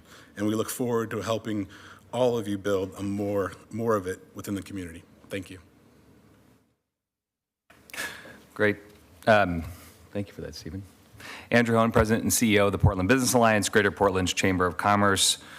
We have 2,100 members from 27 counties, 14 states, and virtually every sector, and more than 80% of our members are small businesses. The report before you today incorporates substantial feedback previously provided by the Alliance and has the support of our organization. I want to offer highlights of our perspective along with recommendations for sequencing of investments and follow-up actions by this council. I want to make sure to acknowledge the fact that what is so special about this report is that it rejects the false narrative that racial equity and inclusivity are separate from growth. They are not. They are mutually dependent. First, this report adequately states and also quantifies the problem, principally that this city is no longer growing, that for decades did little to foster the growth that did occur, but fundamentally took that growth for granted. Now we are faced with a new paradigm, that we are in fact different than other cities in our recovery. Growth can no longer be assumed. To restart the remarkable engine of Portland's economy will require substantive intervention by the public sector into the economy in support of the private sector or face long-term stagnation or even decline. Please consider the following as a plea for urgent action that can be implemented immediately along with other outlined strategies in the plan to avoid inertia or decline. Let's talk about the Central City. Let's talk about commercial leasing and the vacancy rates that we all face now. We urge this council to enact immediate multi-year business license tax holidays for commercial businesses that re-sign, extend, or expand to our Central City. This is revenue that would not exist should these companies depart, as many have chosen to do. We must arm our commercial center with the tools to out-compete our peers. Next, deploy the recently announced $100 million in private sector dedicated investment through the amendments to the Portland Clean Energy Fund to invest in tenant improvements to physical spaces for businesses in the Central City to offset both landlord and tenant costs for renovation and further our building decarbonization goals. The combination of these two Central City lease initiatives and tenant improvement funds to defray costs will be a game changer for our recovery. The Alliance helped found the city's current Clean Industry Hub Working Group, which is highlighted as one of the key strategies in this report. This would be an early action that demonstrates the city's commitment to clean industry and would also greatly benefit our Central City. Immediately enact city proposed taxes and fees impact analysis requirements, coupled with a requisite cost-benefit analysis that also pegs any proposed increases to how these compare to our peer regions. As the highest tax location in the nation and the highest tax business location intra-regionally, we need full transparency about how proposed revenues would impact our competitiveness when bringing proposed increases to council. All of these are outlined in some form in this plan. Lastly, it's time to go big on economic development and small business support in the long term. No major American city worth its economic salt lacks a bureau-level small business services office. We are calling for the pairing of this economic strategy with our present city charter reform mandated to by voters to establish a bureau and/or office of small business services. This will allow for those services to be concentrated, improved, and clearly marketed to our small business community. Simultaneously, This will also allow for Prosper to focus on what a traditional economic development entity should, the strategy and game-changing economic development projects that require extraordinary expertise in development and land use. With that, I want to commend the Bureau's staff and the commissioners and the mayor for all receiving this plan, and thank you for your consideration and urge you to adopt it. Thank you. And I think Leisha too, somebody else. Yeah. Leisha. Good afternoon, Mayor Wheeler and commissioners. My name is Leisha Shrestha. I'm the Executive Director of Division Midway Alliance. I'm glad to be here today to speak in support of Advance Portland and share a little bit about how our goals align and what we believe can happen if we work together to implement this strategy. As one of the 7 NPN districts, Division Midway Alliance has been on the ground for 10 years, serving its residents and businesses. We are located in one of the most diverse districts in East Portland, which is home to longtime East Portland residents, first and second generation immigrants, and newcomer refugees. We are uniquely positioned to serve the diverse community because of our cultural liaison model across all of our programs. East Portland is in critical need of investment in areas like safety, economy, and infrastructure development. Our community and businesses are very much concerned about their personal safety as gun violence, vandalism, and issues of homelessness have escalated in East Portland. They fear being displaced. They struggle to find a better paying job. The children and elders deserve a better access to green spaces. And our diverse community members need a community center, a place where they all feel they belong. Earlier this month, DMA held a community visioning and beyond session that was on 1st of April. 105 community members from 8 different ethnic backgrounds attended and participated in the discussion. The goal was to better understand their vision for the infrastructure development in Midway District and also report back on how DMA has been providing support and addressing their needs that they shared at the first visioning session in 2018. The top 5 visions shared by the 8 groups are: first, personal safety; second, community center and green space; third, better and safe transportation system; fourth, affordable housing and anti-displacement practices and policies; fifth, culturally specific workforce and economic development opportunity. And you can see the photo from the session in the background, here in the background. So the strong voice that we heard across all the groups is they don't want to be displaced. They want to stay here not only for 5 years, 10 years, or 20 years, they want to stay here lifelong. As you can see, DMA's community vision and Advance Portland are very much aligned. We are committed to doing our part and are excited to continue our partnership with the city to drive inclusive economic growth. We are also pleased to see East Portland TIF exploration process including in this strategy. And we know TIF can be an important tool for our community, and we look forward to participating in this process. But what we would like to remind and request the leadership is to be thoughtful about how the voice of minority community members and emerging CBOs are involved in this process. Thank you. Thank you, Leisha, and thank you everyone for your important comments. All right, last but certainly not least, I will invite Metro Councilor Duncan Wong to join us virtually, and Eric Kress. Good afternoon, Mayor Wheeler and City Commissioners. My name is Duncan Huang. I use him, his pronouns. I'm with APANO, the Asian Pacific American Network of Oregon, and also serve on the Metro Council representing District 6, which is Southeast and Southwest Portland at our regional government. I'm here to testify in support of Advance Portland. There's just so much to like in these action items, especially as I think of this as a suite of interventions that is needed to develop a vibrant and inclusive local economy.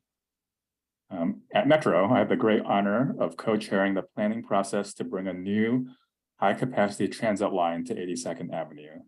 This is on top of the $185 million that went into the jurisdictional transfer of the corridor to the city of Portland last year.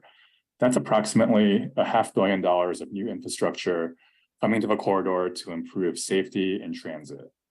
One thing that does keep me up at night, though, is that this level of investment really could fuel rising property costs and fuel gentrification. So I'm really interested in what our equitable development strategy is. Fortunately, Advance Portland provides a roadmap of how to support the local small business community while undertaking these large public investments to make sure we're focusing on anti-displacement and community leadership. Along with the transportation projects, I welcome the investment to support BIPOC entrepreneurs in neighborhood commercial districts such as Montebella, Jade District, and the Lens Town Center. During the pandemic, many of our city's culinary jewels in these areas closed. I'm thinking of places like Ocean City, Wong's King, and Canton Grill, and so many others. We need action to revitalize and bring back these community anchors and breathe new energy into the corridor by providing resources to new entrepreneurs and activating closed storefronts. Earlier this year, Apano and the Jade District were fortunate enough to receive state funding for some land banking. While there are many empty storefronts and underutilized car lots on 82nd Avenue, we found competition to be fierce and speculation was rampant.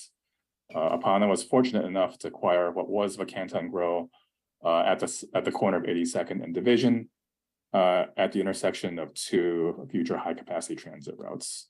There were, however, 6 other offers, and we were not the highest bid.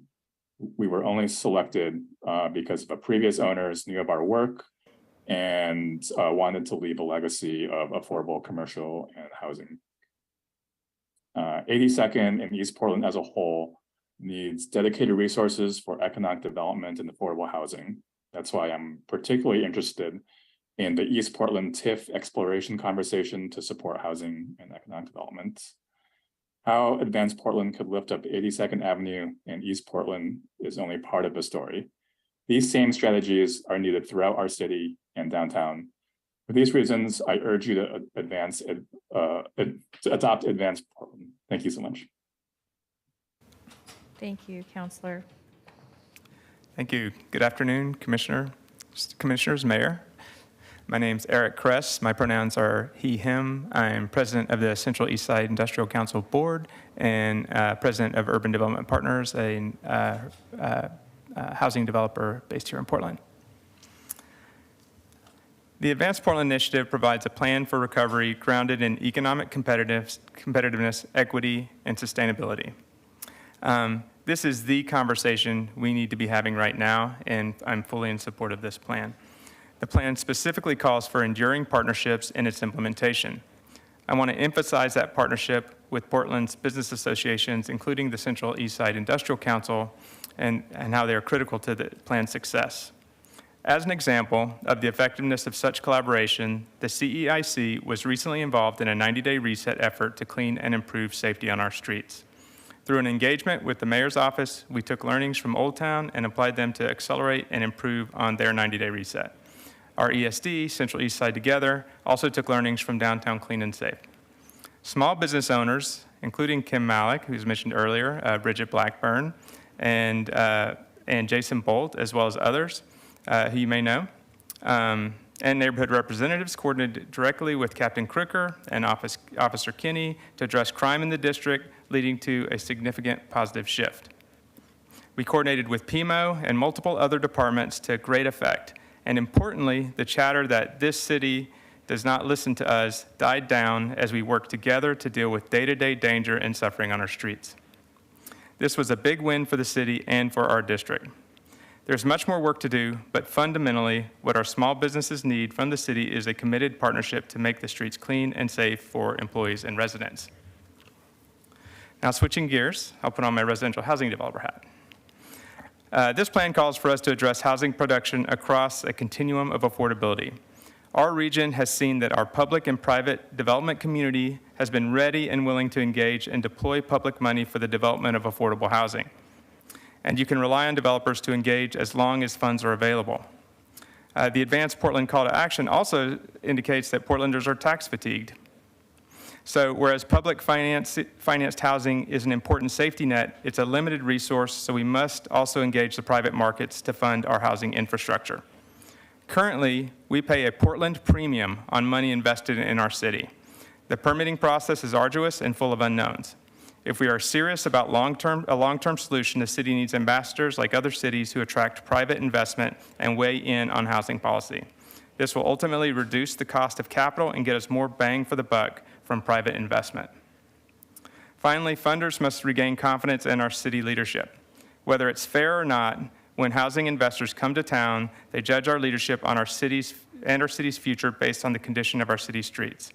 Let's make sure that our central city reflects a government that knows how to take care of the basics. So, if I leave you with one message, it's to prioritize working with our citizenry to create clean and safe streets.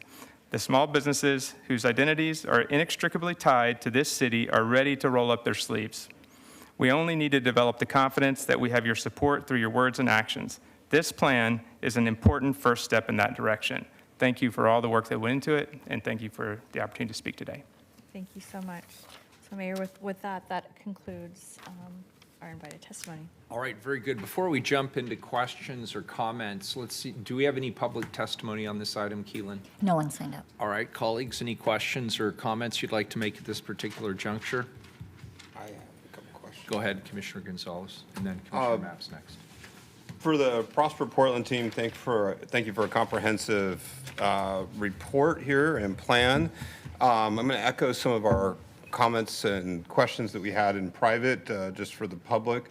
But I want to just walk through the structure of the report briefly. So we've outlined strengths and challenges for the region, and then we've outlined what are post-pandemic unique challenges and strengths. Is that a correct framing for what we have before us here? That's accurate. Okay, and so I want to lean in for a second in terms of one of our historic strengths, our ability to attract high wage earners, young families, net inflow of residents as a historic advantage for the city and region. It goes without saying that core advantage is under siege at the moment, that our livability advantage is, if not eliminated, it is under serious challenges. Is that a fair take from what you're seeing right now and looking at the migration patterns that you've documented here? Yeah, Commissioner, what we've all seen is that we've seen population reduction. And the reason that we even included the analysis pre-pandemic, because you could say, is this even relevant, was we wanted to show that this had been a strength, as you mentioned. But one of the things that we also know, and again, this is an area that Bob Weisbord, our consultant, has analyzed significantly, is that livability can attract, but actual employment opportunities retain and are the sticky sort of element that keep people. And so I think part of what we're trying to show is that livability and employment opportunities are both important. And so when you look at the population decline that we've seen, we anticipate and would hypothesize that some of that has to do with livability, and some of it also has to do with the fact that people are more mobile since they don't have to be proximate to employment. So it's a complex dynamic, and so that's one of the reasons that we speak to both of those elements. Well said, well said. And, certainly it has come across in recent conversations with your team. Economic growth was something we could often assume in the city of Portland, at least in most of our adult lives, that it was going to happen whether we had public intervention or not. It just sometimes magically appeared. And is it fair to say that is no longer an assumption we can make for the city of Portland, that it's not just going to magically appear without some help and some thought from civic leaders? Absolutely. Commissioner, that is our primary finding, that we cannot take the growth for granted. When I look at our current weaknesses, fast forwarding a little bit, our tax burden in the region, and particularly what's been imposed at the county and metro in recent years, want to acknowledge that the city of Portland has little to no control over that reality. And I guess one of the questions for you all is thinking about, what is our responsibility as a city going forward, recognizing that well-intentioned efforts by public partners with venerable goals is doing real damage to our attractiveness as a region, is doing real damage to our businesses, inability to stay here and attract executives, to attract employees, that are in the high wage area. So I guess the question is, what do you want from the city there? What from the city council? What do you envision to do as Prosper Portland, and how we communicate with public partners that, at least from my vantage point, again, well-intentioned, but have deeply damaged the attractiveness of this city for businesses and for high wage earners? Well, Commissioner, I think, again, I'll go back to one of the findings that we have, which is Portland has not, at least for the last, 4 or 5 decades, competed from as the low-cost position, right? We have been and have sought to be a high-value proposition. And so really we're trying to balance that and make sure that we, as residents and businesses, believe that the value is commensurate with the fees and taxes. And so one of the things that we're trying to do is identify how can we improve the value, understanding that there are potentially limited ways that we can affect the taxes that you've mentioned, at least within the city purview. So addressing things like Eric mentioned in terms of timeliness of permit, that increases the value. Making sure that our streets feel safe, that really increases the value. I can certainly imagine that this is going to be an ongoing conversation with state leadership and county leadership. And we might need to, in the near term, think about what some tax incentives would be in order to retain businesses right now. And I think that would cut across those municipalities. But I'm hoping that we can have conversations that address both the value as well as the tax component. Totally got it. And then from a strategic choice perspective, it makes a ton of sense. You sort of pick your swim lane, high value, low cost, or on the continuum of choices. I mostly, just for the record, want to observe that these are things we don't control and are very directly impacting our climate, both for retaining residents and for retaining businesses. I do want to just talk briefly about our historic density, our investment in public infrastructure, including public transportation. Would you document that do you think of that as a strength for the city of Portland, or are we essentially in parity with other major cities? Lisa, I think yes, it's a strength. I think it's fair to say it's a strength. I think Kimberly hearkened on what was an impact of the pandemic, and I think one of the things that we saw, and Echo Northwest is on the call, but one of the things that we saw is the pandemic with public health concerns. That's when you really saw the decline in folks in shared spaces, particularly shared enclosed spaces, and it impacted public transit. But I do think it's been a strength if you think about the making sure that there's equitable access to job centers from residential, kind of dense residential neighborhoods. That becomes a key component of that action, is actually intentionally thinking about where our transportation and land use planning happens.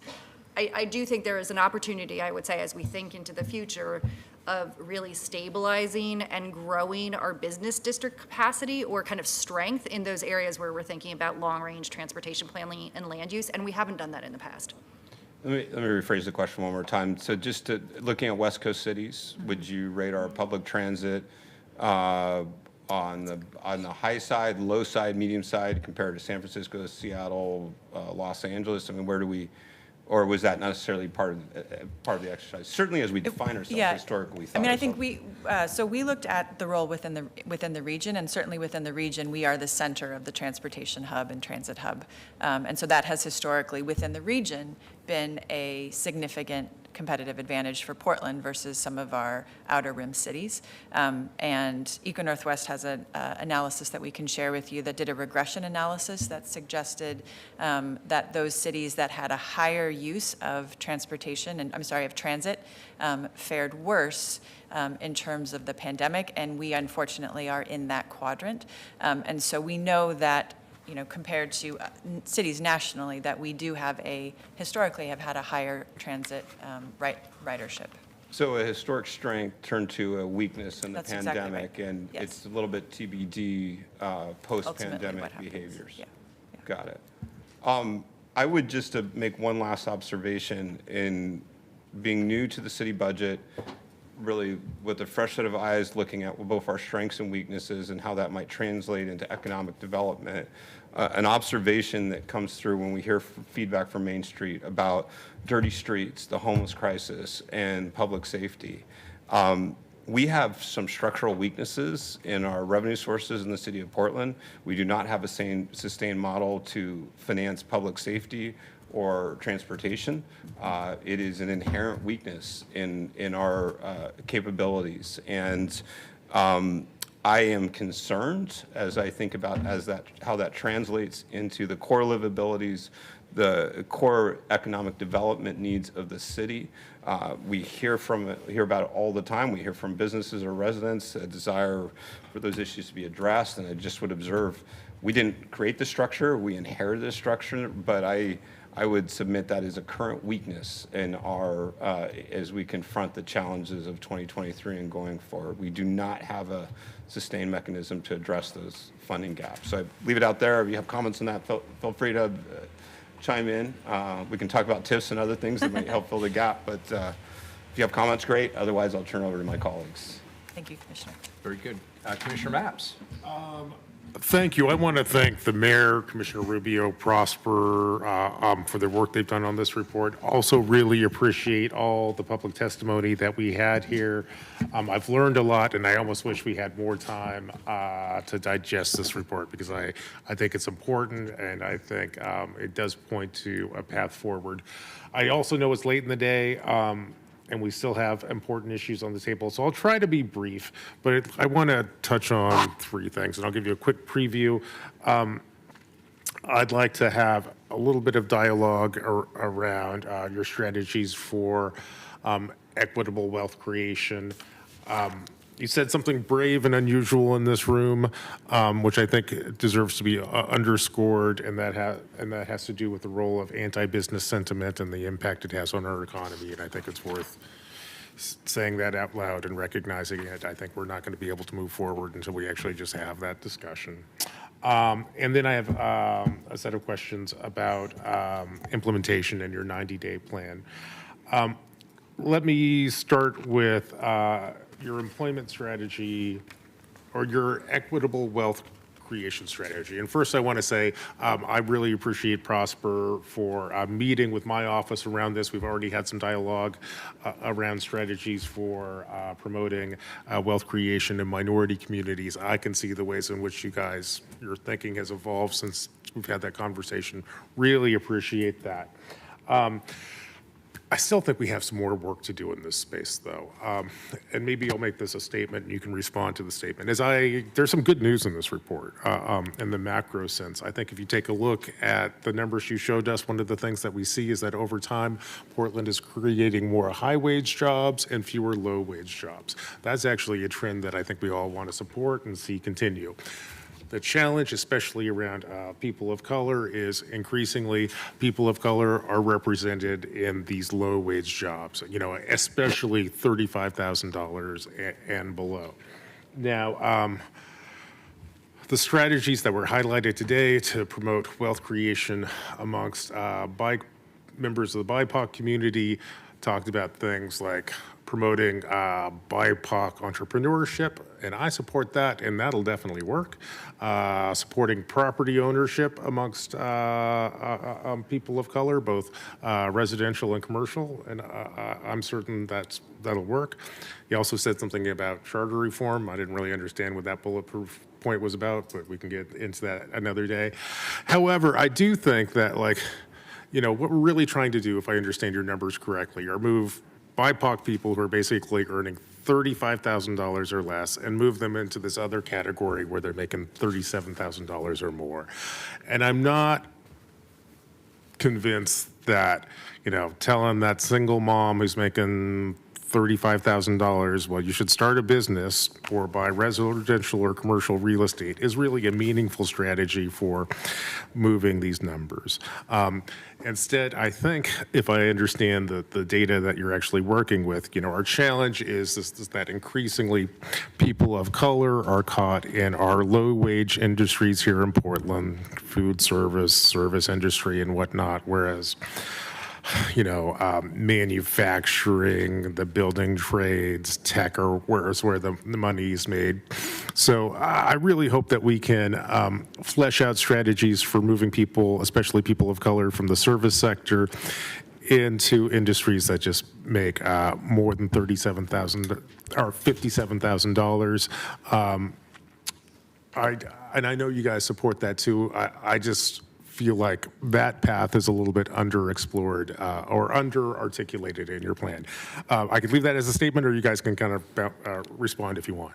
No, I want to appreciate that, because I think it's an astute observation, and I think for us, we heard from our partners at Work Systems, which are crucial partners when it comes to deploying our existing workforce development initiatives and investments, and I think you're right on. Primarily right now, that is focused on things like the construction industry, right? Manufacturing, IT, not necessarily tech, but IT, and the healthcare industry. I think where we have an opportunity, and what our consultants really, when comparing to our peer cities, where we lag is the private sector's leadership with regards to, integrating into our workforce development ecosystems. And so that's really the key. We should not drop the ball when it comes to construction. I think you yourself has mentioned the sheer amount of public spend that's coming down, making sure that we have the jobs and the folks in those jobs to meet that demand. I think the opportunity is to engage with the private sector on what their needs and those higher wage, higher growth opportunities are going to be, and plugging them into our existing investments. I love all that. I hope that we can build those private relationships. And I agree, I think one of the things that your plan does differently from the old plan is, instead of being government-driven, you're supporting public-private partnerships. Still, there's a role that government can play here. I'm the Commissioner of Public Works. If things come together the way I hope things to come together over the next couple of months, we're going to be building a new bridge. We're going to be reinventing the Rose Quarter. We're going to be building a Burnside Bridge. I think when you add all that up, that's about $11 billion in public works projects coming to the Portland metro area over the next 10 years. That's like $1 billion a year. Let's say, if you kind of look at the return on investment there, let's say let's just be super conservative. If for every $1 billion we spend a year, let's say we get another 5, another economic opportunity, and let's just say 20% of that goes to people of color and businesses of color. We're really beginning to do some really revolutionary things in terms of economic development for people of color here in Portland. Doesn't mean that the private sector is not important here too, but I look forward to working with you and the private sector to build on this space. Commissioner Mapps, might I just, I wanted to just build on what Shay mentioned and note that in the way that the city has a business and workforce equity policy that considers both the business side and the workforce side, we think of the fourth objective in terms of the focus on future-ready industries and really diversifying those at all, particularly the quality employment opportunities. That's critical, as is the business. And so goals 2 and 4 really are focused on sort of those inclusive interventions. And so we look forward to working with you, as you mentioned, in the private sector there. Great. You have a partner on this side of the table. We're short on time, so let me quickly get to another set of issues I have in here. You guys are incredibly brave. You said something which I don't know if I've ever really heard said out loud in these chambers. And I want to give you a chance to expand on it a little bit and help council understand it. If I understand your presentation correctly and your research correctly, one of the things that you seem to find is that anti-business sentiment here in Portland is undermining our ability to grow and remain prosperous. Did I have that right? How should I think about what you said there and what your research finds? And I know this is not you offering your opinion. You guys went out and did research. Yeah. What does your research teach us about the impact that anti-business sentiment has on the city of Portland? So, Commissioner, Bob is here from RW Ventures, and so I'm happy to ask him to respond to this and sort of move the hot seat there if you would like to. I think that would be appropriate. I totally understand. But I'll just say, I think that having, this was one of the values of having a team that had a national perspective as well as deep local perspective, because it did help us kind of have that deep understanding of Portland and be able to benchmark us across peer cities. So. Great. You hear Bob? Hey, Bob. Yes, hi there. Good to see all you, and thank you all for the opportunity to do this work and for all the contributions you have led in this. This has been a phenomenal team to work with. On this subject, we interviewed a lot of business leaders, and a lot of them in various ways said off the record, you know, we'd like to do good things, we'd like to engage here, then we're afraid to raise our head because we get attacked in court. Now, there's a whole lot of nuance and dimensions to this across industries and types of leadership, but I think there's a latent opportunity to engage these people and reset and have economic development driven more by cross-sector and private sector. And your economy ultimately is the outputs of the private sector. It's the outputs of firms. That's literally what your gross regional product is. And that's not to say that all businesses are equal in terms of their outputs or their intent or capacity to engage. But the places we see succeeding really are more deliberate about their economy and about engaging the private sector and seeing beyond its narrow, or seeing that its narrow interest encompasses growing its industry in its region in inclusive ways. You know, and I can put you, the report would point to a lot of examples of places that have strong cross-sector, what we call governance, you know, going beyond public institutions to create the tables that the deals get made in, you know, and make them more inclusive and active. That responsive? It is, and I hope I bring this up because I think it is true that there is a part of Portland culture is a skepticism towards business. I think that's healthy. I think that if one of the results of of your research is that this is also something which is hindering our economic growth, ignoring this cultural tendency in this argument is not healthy. I want to surface it. I'm sure Twitter and social media will be exploring this space, and I think it's something that my colleagues and I are just going to need to talk about, think through, and find the right balance. So I appreciate that, Bob, and I appreciate Prosper for helping us get this going. Bob, go ahead. Come back in. I want to say one more word, if you don't mind. In the report, in the longer report, there's a few pages, and we've never had to write this report about why you have to support economic growth. Yeah. Right? You can aim for an enlightened capitalism. You can aim for managing growth well, but a lot of the hostility toward business capitalism confuses growth with the consequences of it not being managed well.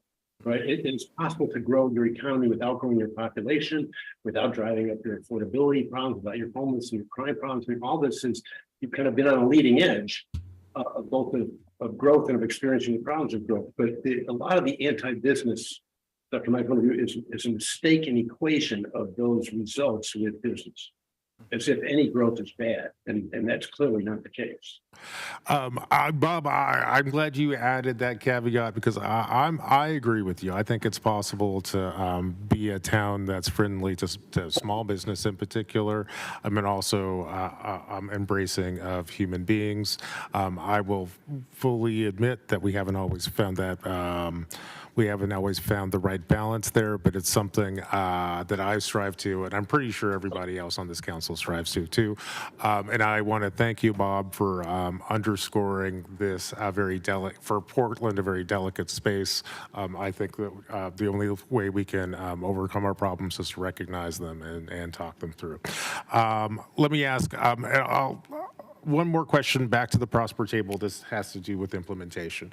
I want to compliment you on this report. For the most part, I love everything you got here. One of my favorite parts is this implementation plan that you have, which talks about what you want to get done in year one, year 3, and I think it's year 5.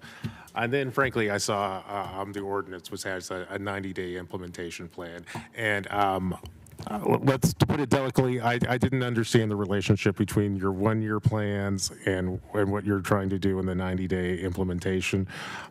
So where did the 90-day implementation plan come from, and how does that relate to the stuff you want to accomplish in year 1?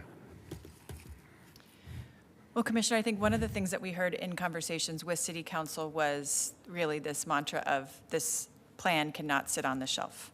And so in collaboration with our commissioner in charge and her office, we identified some of the things that we either already had underway or would show to our partners that we were serious about making progress and that it wasn't going to take 12 months, but that we would put in the infrastructure, now in order to move that forward. So that really was the process and the thinking. Those were all elements that were identified in that first year bucket that either felt like things we could reasonably do or frankly were underway. Okay.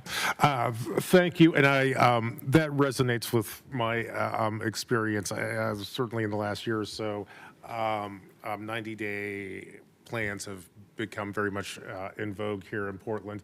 And in my experience, I think 90-day plans works really well in some contexts and are more challenging in others. As I think we heard in some testimony today, for example, if the challenge is to kind of clean up a neighborhood, which is dealing with livability problems, I think we've shown a lot of success with 90-day plans there. On the other hand, I tell you, when we're working in the realm of, complicated policy development and structural change, I often find the 90-day plan route actually causes more problems than it solves. I mean, I wish you all good luck with this, and I'll work with you to make this work. But a little more than 2 years in here, I think I'm getting to the point, colleagues, in terms of policy implementation, that there's a narrow set of policies that I'm willing to do a 90-day plan for. I'd much rather do a much more mature implementation plan. Frankly, you guys presented us with a very mature implementation plan, which has 1-year goals, 3-year goals, 5-year goals.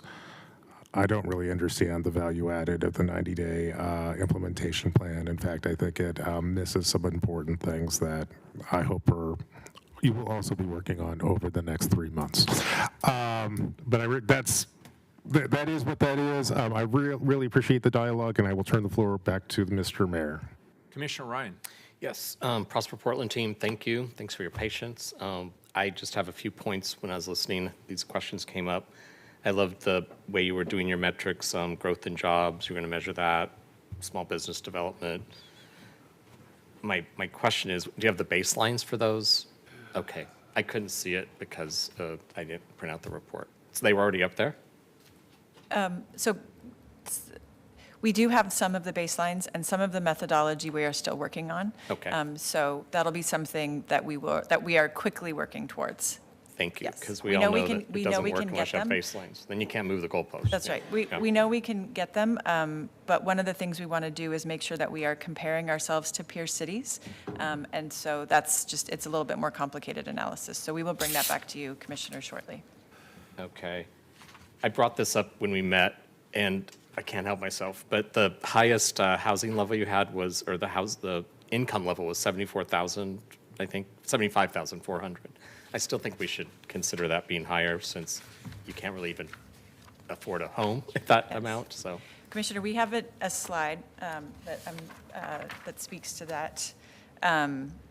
We heard you on this one. Sorry, we were trying to keep our presentation tight. So Andrea's going to pull it up. Oh, wow. This is like a new slide? Previous slide. Nice. One more. Up one. It's pretty One adaptive. above it. Okay. Thank you. So in response to that question that you asked, the team put it into the 4 areas so that you could see which portion was above 100,000. And I also want to differentiate that this graph is just full-time workers. So the previous slide that puts it into the 5 quintiles includes full and part-time. So the numbers, it's a slightly different analysis, but this shows you that there was a 54% growth of people making more than $100,000. We accounted for inflation there over the last 10 years. Wow, that was really adaptive. Thank you. I feel really special. I noticed in your list of advisory members, I didn't see TriMet, and I really tried to look really quick. That's interesting. Why do I say that? Because then you talked about robust mass transit, And I think because my spouse takes Max every day, and Yeah. it's like I'm a parent wanting to know, did you get there safely? Every day they see things that are actually pretty traumatizing. And I don't think it gets enough attention. But we all know that ridership is down, people aren't biking as much, and it's all of these livability challenges and crime issues that we've been talking about. But, you know, it used to be secondhand smoke with cigarettes, now it's fentanyl. And it's pretty dangerous, and that's become our storefront, if you will, for the drug trade, is often on TriMet. So I just had to take a moment to say that, because I daily experience that pain. Yeah. Anyway, I think we need TriMet at the table, because I really think they need to be in these conversations as a player. It's one more. Equitable wealth creation. That was a really fun area. And, you know, not to bring up last week's meeting and the week before, but I can't help myself, because we had these great dialogues about Imagine Black, and then we decided this is the right place to put it, which is great, because it was sitting in a few offices, obviously, at the city for too long. And so you have this container that basically explains what we've been listening to the last 2 weeks on that conversation. So please tell me that the reason we can go, and we might not even need a 90-day plan, is that we have the infrastructure for such a container of Imagine Black. This is kind of a softball. Yeah, no, it's a great point. Thank you, Commissioner. Reimagine Oregon is going to kick off, and you heard our colleague Shabri Vickers. And so precisely what's been really incredible of seeing Shabri and partnering with Shabri as they work with Justice and the Reimagine Oregon crew is that we've also been able to bring kind of the entire suite of services that we have internally that not only track this information, but that have actionable programs that get money out the door consistently and partner with community organizations. So that's been, and I'll just say in the past week since that happened, I've personally found it really rewarding to be in those conversations. So thank you. Right, we should all be smiling up here, because this is really good news. Okay, those are my questions. Very good. Commissioner Rubio. Thank you. And I just want to say thank you so much for your presentation. It was really great to just see it all come together. I just want to respond to my colleague too. I know you had concerns about the 90-day plan. I assure you this was a very thoughtful plan, and these group of stellar individuals are not one. I mean, not all 90-day plans are the same, Commissioner. I will say that. And this one definitely has substance in a way that is going to make measurable differences for the community. I'm really proud of it. And just wanted to ask a little bit about one of the things that I know was in the plan about the small business office. Can you talk a little bit about what that's going to do and how that will impact and how long the community's been asking for it? Want to tag team this one? I can start out. Thank you, Commissioner. So, and I appreciate the Commissioner earlier too, Commissioner Mapps, on kind of apologies for that not landing. So we are really looking at this from the point of view of the city charter reform. And knowing that currently small business owners are just, they're turning left and right looking for the resources. And so we have such a disparate landscape of where folks are going. You have the permitting landscape. You have small businesses looking for activations in the right of way. You have our small business hub, which is answering questions on the phone. You have the PIMO, which is responding to, very real kind of urban environment issues when it comes to livability and the crises that small businesses are experiencing. So what we're suggesting as an example that's within the strategy is something that we've been hearing from community for years, which is, can we have a one-stop shop? Can we have all these resources live under one roof? And can we have something akin to an office of small business that would really kind of centralize all these resources? So that's the proposal on the table. How is that connected to charter reform? Can't we just do that? I think it's possible, absolutely. I think it's more, I think this is a conversation that we wanted to put forward because, as Commissioner Rubio intimated, this is something that we've heard for a long time. And I think there is an opportunity as we're thinking about the structure to sort of do this together and in a thoughtful way. Certainly, if council wanted to separate those and do something more quickly, we would be happy to have conversations about that. We saw the expansion of the film office to include events and film. So I think we are wanting to be responsive to the needs that we've heard and thought that there might be an opportunity with the charter reform to meld those two desires together. Sorry. still asking my questions. Okay. So also my other question I want to ask you is about the breadth of business and community engagement you did on the plan. Can you talk a little bit about that? You said a lot, but I just want to illustrate, I want to give the opportunity to talk about just how deep your engagement went. And then when we transition to the next phase, what will that look like for community so folks know what to expect? So Commissioner, we have the person who led engagement for us here. So Camille Trummer, I don't know if Camille wants to be on the hot seat. Yeah. So just at a very high level, so Camille put together a really robust community engagement plan and helped to lead that. And so do you want to speak a little bit to that? Sure. Hello, Commissioners. Hello, Mayor Wheeler. My name is Camille Trummer. I use pronouns like she and her, and I'm a social impact consultant and part of the consultant team for Advance Portland. So our theory of change for community engagement was actually to center marginalized communities, folks who have had extreme barriers to participating in civic engagement projects, bureau-wide, citywide.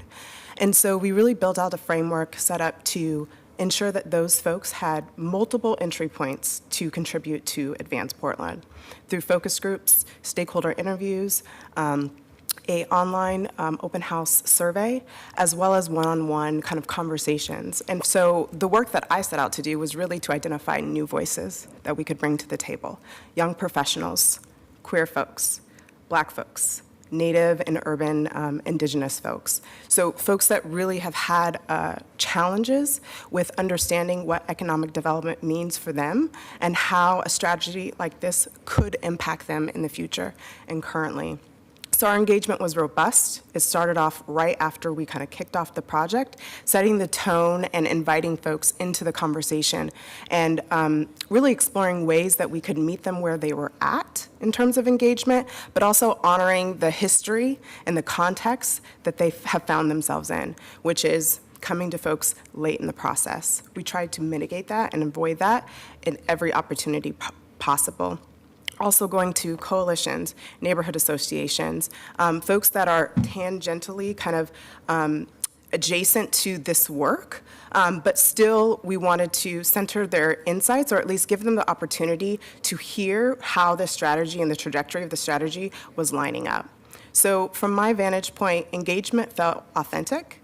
It felt that we created a pace by which folks could choose the ways that they wanted to engage, but also it was kind of the framework allowed for folks to provide feedback in ways that were meaningful for them, right? We wanted to step back from traditional transactionary like engagement processes and really understand how folks wanted to engage with the strategy in ways that really respected their time and their expertise, whether they were a subject matter expert, a community member, an advocate, or someone that has newly arrived to Portland, like a young professional.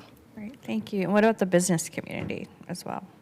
Yeah, absolutely, the business community. So through stakeholder interviews and folks that were involved in the Leadership Roundtable, the steering committee, as well as new business owners. So through that lens of young professionals, young entrepreneurs, folks that are moving in scale from small business owners to medium-sized business owners, folks that have been at tables or folks that are kind of newer to the small business landscape and are really trying to understand how is this strategy going to take into consideration the great challenges that I'm facing as a small business owner, but also the opportunities that I might want to tap into as I think about scaling.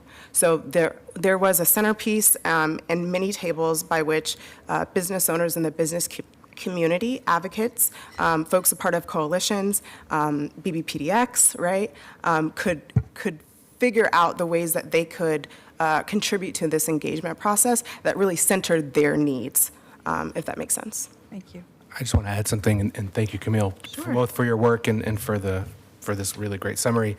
I just want to say that was happening concurrently. And we do have Bob again here, but I'll just speak to the fact that they had over 100 individual engagement with industry leaders, CEOs, and major employers across the region that was literally happening at the same time. So we weren't centering anyone's voice before the other, right? This was a concurrent process. And I believe that Bob, and at least folks on Bob's team, were also able to engage with the council at the time as part of that process. So it was definitely a concerted effort reaching as many communities as we could. And just to even add more depth to that, Eco Northwest, who's represented here, has participated in dozens of presentations and engagements with geographically specific groups that have come together in Old Town and East Portland and the like to talk about what's happening in their corridor or in their sub-district. So we had, you had on your behalf, we collectively had a lot of people who were engaging in a number of different ways. Great, thank you. Could I suggest the following, Commissioner Maps, if you have something brief, we're way behind schedule, and I've got a hard out at 6 p.m. And the next item in and of itself is a very, very important subject, the body-worn cameras.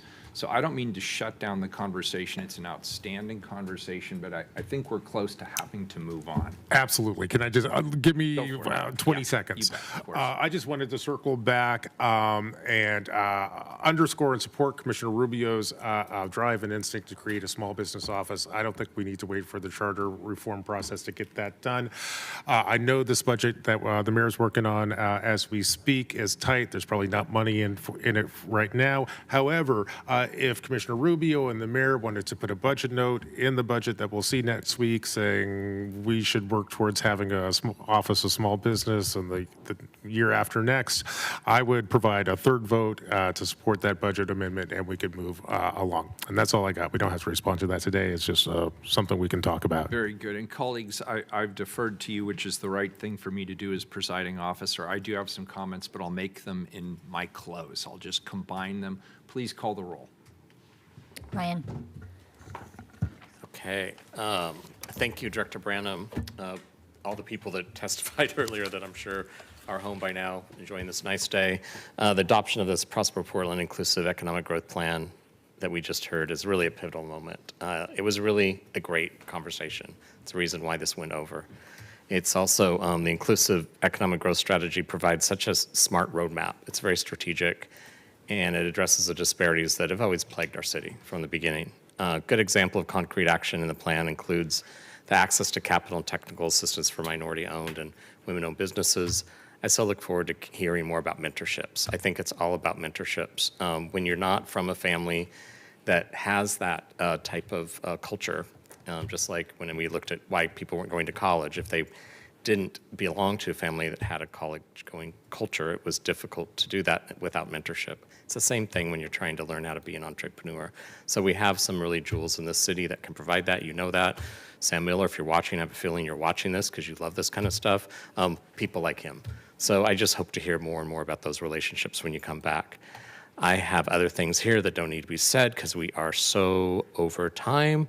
I will go to the end and say the adoption of the Prosper Portland Inclusive Economic Growth Plan demonstrates our commitment to building a more just and equitable city. Let's go.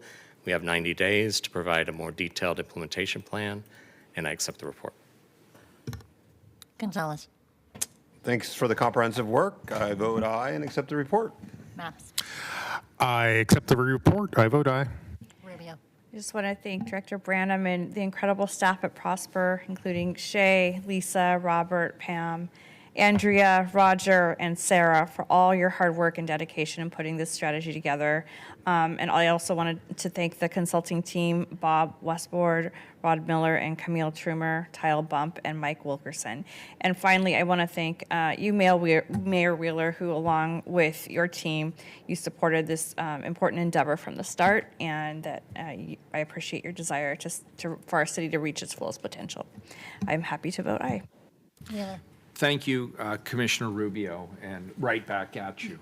This has been a real yeoman's effort, and I really want to thank Prosper Portland and BPS for creating what I think is a very actionable business plan for our city. And I also want to thank everybody who worked on this and testified in support of this effort. I appreciate that the objectives and the activities outlined in this plan are very specific, and it has clear performance metrics for accountability and learning, and it outlines responsibilities and roles as well as the timeliness under which this plan needs to be undertaken. Ongoing follow-up to bring this work and make sure that Portlanders see the benefits from the ground up. It's very clear to me that we in Portland cannot take our future economic growth for granted. That was said several times here. We have to intentionally leverage our competitive strengths so that we continue to attract talent and capital in ways that grow our economy. And we have to improve our overall business environment and the tax value proposition that our community demands. It's also clear to me that our economic growth is essential for our city to reach our critically important racial equity and climate goals. They are not distinct, they are deeply interrelated. I look forward to leaning into this work and achieving urgently needed near-term progress as we move forward together over the coming 5 years. A couple of quick comments related to what I heard today. First of all, there's no question in my mind that the cost of living and taxes is creating problems for our community. And I appreciate the fact that my colleagues noted that these are not necessarily Portland-specific taxes, nor are they necessarily taxes brought forth by government. We have this ability here in the state of Oregon for citizens to bring forward their own tax measures. And I'll just leave that as it is. I will say this, we have to be somewhat careful of the narratives that we use, even as Portlanders, when we're talking about the challenges we face. It is true that the overall tax burden for Portland is high. And it is true that we are ranked number 1 or number 2, depending upon how you use the data, when it comes to marginal income tax rates. But I'll remind people we don't have a sales tax here. And so while I think the overall burden still is very high, in fact, it is too high relative to the value, that's the value proposition discussion, I think we need to be very careful about that. I have heard for years about the permitting process in the city of Portland, how it is onerous, how it is burdensome, how it is anti-business. And I've seen many people over many years try to reform the process. And people always ask me, well, why as mayor don't you just declare an emergency and get rid of the permitting process? Just have a 10-point punch list and call it good. And the answer is because Portland isn't just complicated around its permits for the sake of being complicated or anti-business. It's because Portlanders are very pro-environment. They are very pro-life safety. They care deeply about historic preservation and architecture. They care about the materials used. They care about the scale of development in their neighborhoods.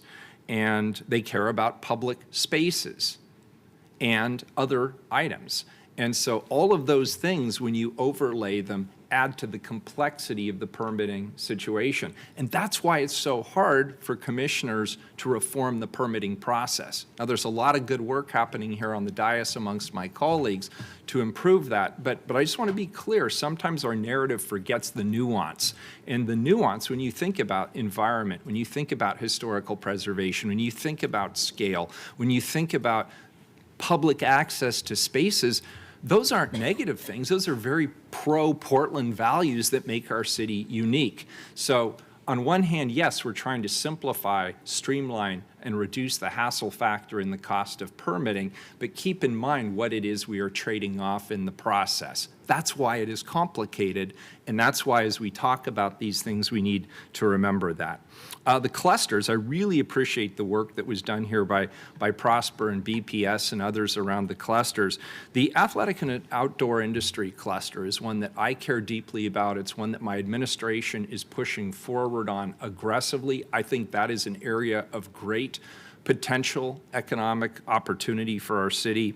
And so that is an area that we're going to continue to push on. And then I was really interested in the conversation Commissioner Mapps raised around just the attitudes and perceptions of business. You know, I've watched this, gosh, unfortunately, it's been almost 2 decades now, and it depends how you ask the question. And I do realize there are a lot of people who, you know, they come to me and they say Portland is just flat out anti-business, the public is anti-business. And that, it's more nuanced than that. I do think there has been a healthy skepticism towards large business in this city forever. As long as I've been an Oregonian, there has been a particular skepticism, particularly of out-of-state companies coming into the state of Oregon. That I remember that value distinctly growing up, and I remember very smart people, including, I might add, Republicans, being very skeptical about outside investment, outside companies coming into the state of Oregon. Now, that was when we were more of a natural resources place, but I also talked to a lot of small business owners and operators, and they say Portland is a uniquely great place for small business. People buy local here. They support their local entrepreneurs, and there's innovation, and there's creativity, and there's opportunity. And I think sometimes we forget that. Now, last but not least, because I know that somebody somewhere will say, well, he didn't even acknowledge the elephant in the room. Well, I did in my opening remarks that all of this, and I'll close with this because I'll say it again, all of this is contingent upon us addressing the larger issues that this council has already prioritized around public safety, around the obvious issues of homelessness, around the livability and economic recovery issues that we've been discussing in part here in this room, but also we haven't talked so much about litter and graffiti and some of the other things that are very concerning and upsetting to the people in this community. I take all of that as stipulated in addition to the work that is outlined in this report. They are integrated, they are one and the same. So please, as you read this, if you don't see those items specifically listed as priorities of this report, that does not mean it is not a priority of this council.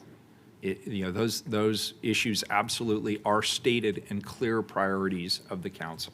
So longer than I wanted to be, but I vote aye, and I appreciate it. The resolution is adopted. Thank you. Colleagues, we'll take a 10-minute break. For those of you waiting for the body-worn cameras, thank you for your patience. This went a little longer, but it was obviously an important conversation. We're in recess for 10 minutes. Recording stopped.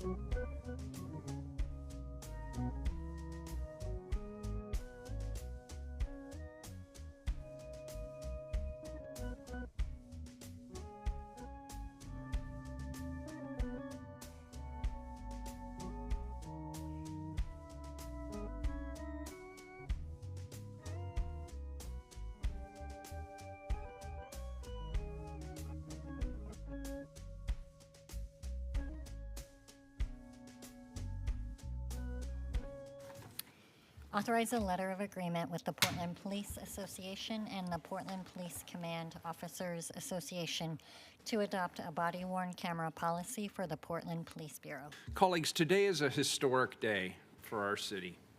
After a decade of discussions and negotiations, we're finally able to move forward and implement a critical tool for transparency and accountability. To present this letter of agreement, we have Chief Deputy City Attorney Heidi Brown and Deputy Chief of Police Mike Fromm. Welcome. Thank you. Thank you, Mayor, Council. Good afternoon. My name is Heidi Brown. I'm one of the Chief Deputy City Attorneys in our office, and I use she, her pronouns. I'm going to take a few minutes to go through the policy, the letter of agreement, and briefly the DOJ approval letter. So bear with me, and if you have questions, I always welcome those. So, Mayor, you stole some of my thunder, this is, in my mind, a really momentous day and a very exciting day. Portland is one of the largest cities in this country that does not have a body-worn camera program, which is why it is so exciting today to join with so many other large cities with this accountability and transparency tool, two values that are in the core of the city of Portland. And in researching this a little bit for pre-review, this policy, it is the most progressive policy in the state of Oregon. And nationally, it's one of the most progressive. It is similar to Seattle. And from what I could see, I could only find one other jurisdiction that had a more progressive policy than ours on this issue. So I think it's amazing. I did want to talk just briefly and go over the history because it is kind of amazing that we're here today. Discussions about body camera in Portland date back about a decade. We had starts, we had stops, we had public input, stakeholder meetings, but we never had a program. Body cameras were raised. Mayor, you might remember, but I think the rest of you were not here yet, but in 2019, we had a public listening session. We held 3 of them. And and we were talking about PPA bargaining and what was the public interested in learning about and what did they want from us as a city and from you as council. And body cameras was one of the things they raised back then. So we had input back then. Then on January 23rd of last year, of 2022, the compliance officer for our U.S. Department of Justice settlement agreement, along with the Portland Committee on Community Engaged Policing, they hosted a town hall on body cameras, and we had a well-attended community forum. We had hundreds of people in attendance and sought public input on body cameras and what they would like to see in a program. Timeline from there, we took all that public input. On February 9th last year, council unanimously authorized an RFP process to select a contractor, and that was for a pilot program, and if successful in the pilot program, it would be followed by full implementation. And through that process, as you know, we've selected Axon for the pilot program. In April of last year, the city and the PPA, the police union's bargaining teams, went back into confidential mediation to work on a body-worn camera policy, and taking into account the significant input from community members that we had. On our bargaining team, each of you made time for one of your council staff to attend and be involved in that process, and we really appreciated that. And I do want to take a moment to thank all of those folks. Some of them are not with us now, but then the newer council members have put people in now. So Stephanie Howard, I do want to take a moment to recognize. She's been with us throughout our bargaining on body camera policies. So thank you, Stephanie. Darian Jones was here for quite a bit from Commissioner Ryan's office. He was there through most of this. And then from Commissioner Mapp's office, we had Stephanie Carney, and she's left us, but Shannon Carney, excuse me. I've got Stephanie on the brain. Shannon Carney, who was also a wonderful team member, and now Jackson Paul has entered into our group. Commissioner Rubio from your office, we had Rico Lujan Valerio, of course, who we missed, but you replaced him with Angela Rico Carnwell, a wonderful replacement for Rico, and she's also been a great member. And most recently, Commissioner Gonzalez's member, Grace Zarpak, who's just dove into the deep end of the pool with all of us, and I really want to appreciate all of their input and help in getting us to this point. I will note that going back historically, despite the many sessions we had in bargaining and confidential mediation bargaining and great effort on both sides, back then, we weren't able to come to an agreement on all the issues relating to body cameras. And as you will recall, in February, the city and the PPA believed that we'd reached impasse on the issue of pre-review of body camera footage in sports events. That was the one issue we just could not seem to find agreement on. And we had to declare impasse as part of the process under the law for collective bargaining. And we selected an arbitrator, we selected dates for arbitration. But in the background, we kept talking, and we kept trying to find a way to get to yes and bridge our differences. And we did finally do that. We finally found a path forward with guidance from all of you, from your council staff.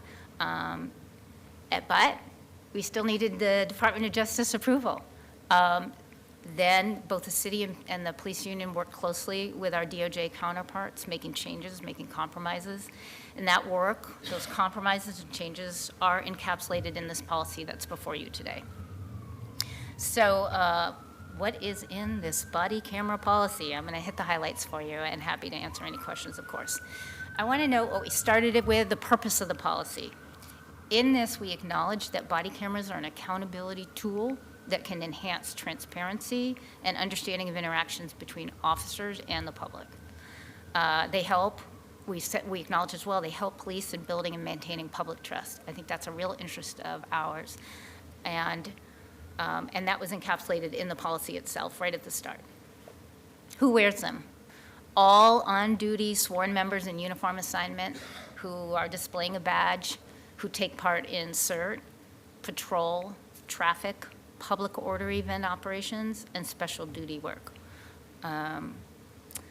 We included in there an adjustment time for unintentional errors for a 60-day period. Intentional errors are always subject to discipline, even during that adjustment period. We included that officers must notify people when they are being recorded. And then we got into the next section, deals with activation. And we list out when a body camera must be turned on to record.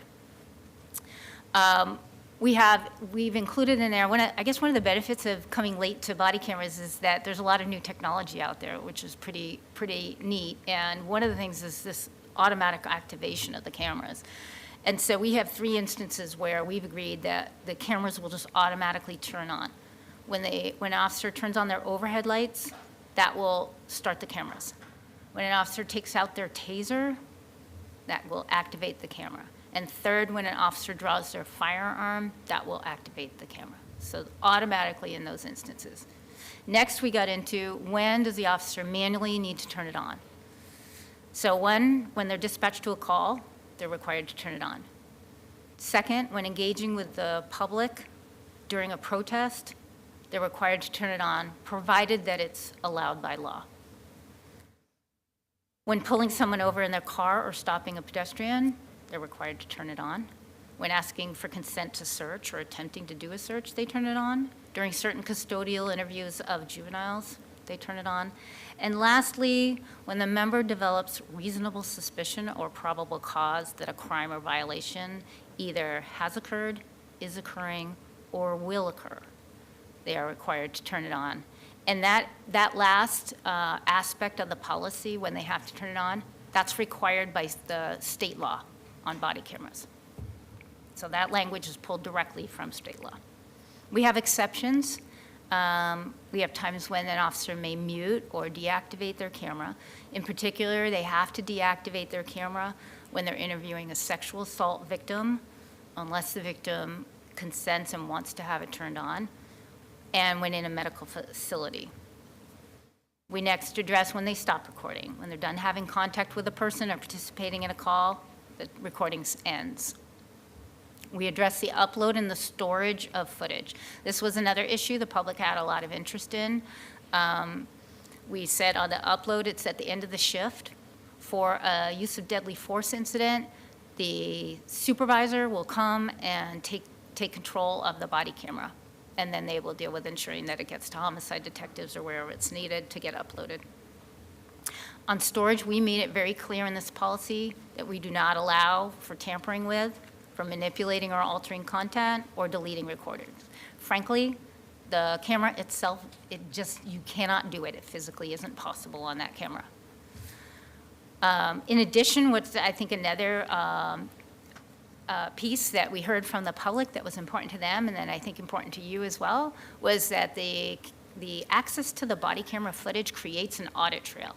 Anytime anyone accesses that footage, we will know, and we will have a trail of who accessed it and when they accessed it.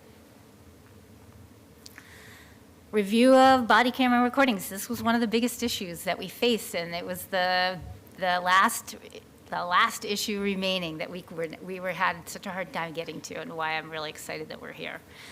Our general policy is that officers can review body camera footage. The issues that were raised to you as council, to us as a city, was around reviewing footage in force events and when they get to review it. And so that's what we addressed. We said, you can review your footage, but we have limitations. And so the first one is Category 1 use of force. This is for deadly force or death that results from someone being in custody.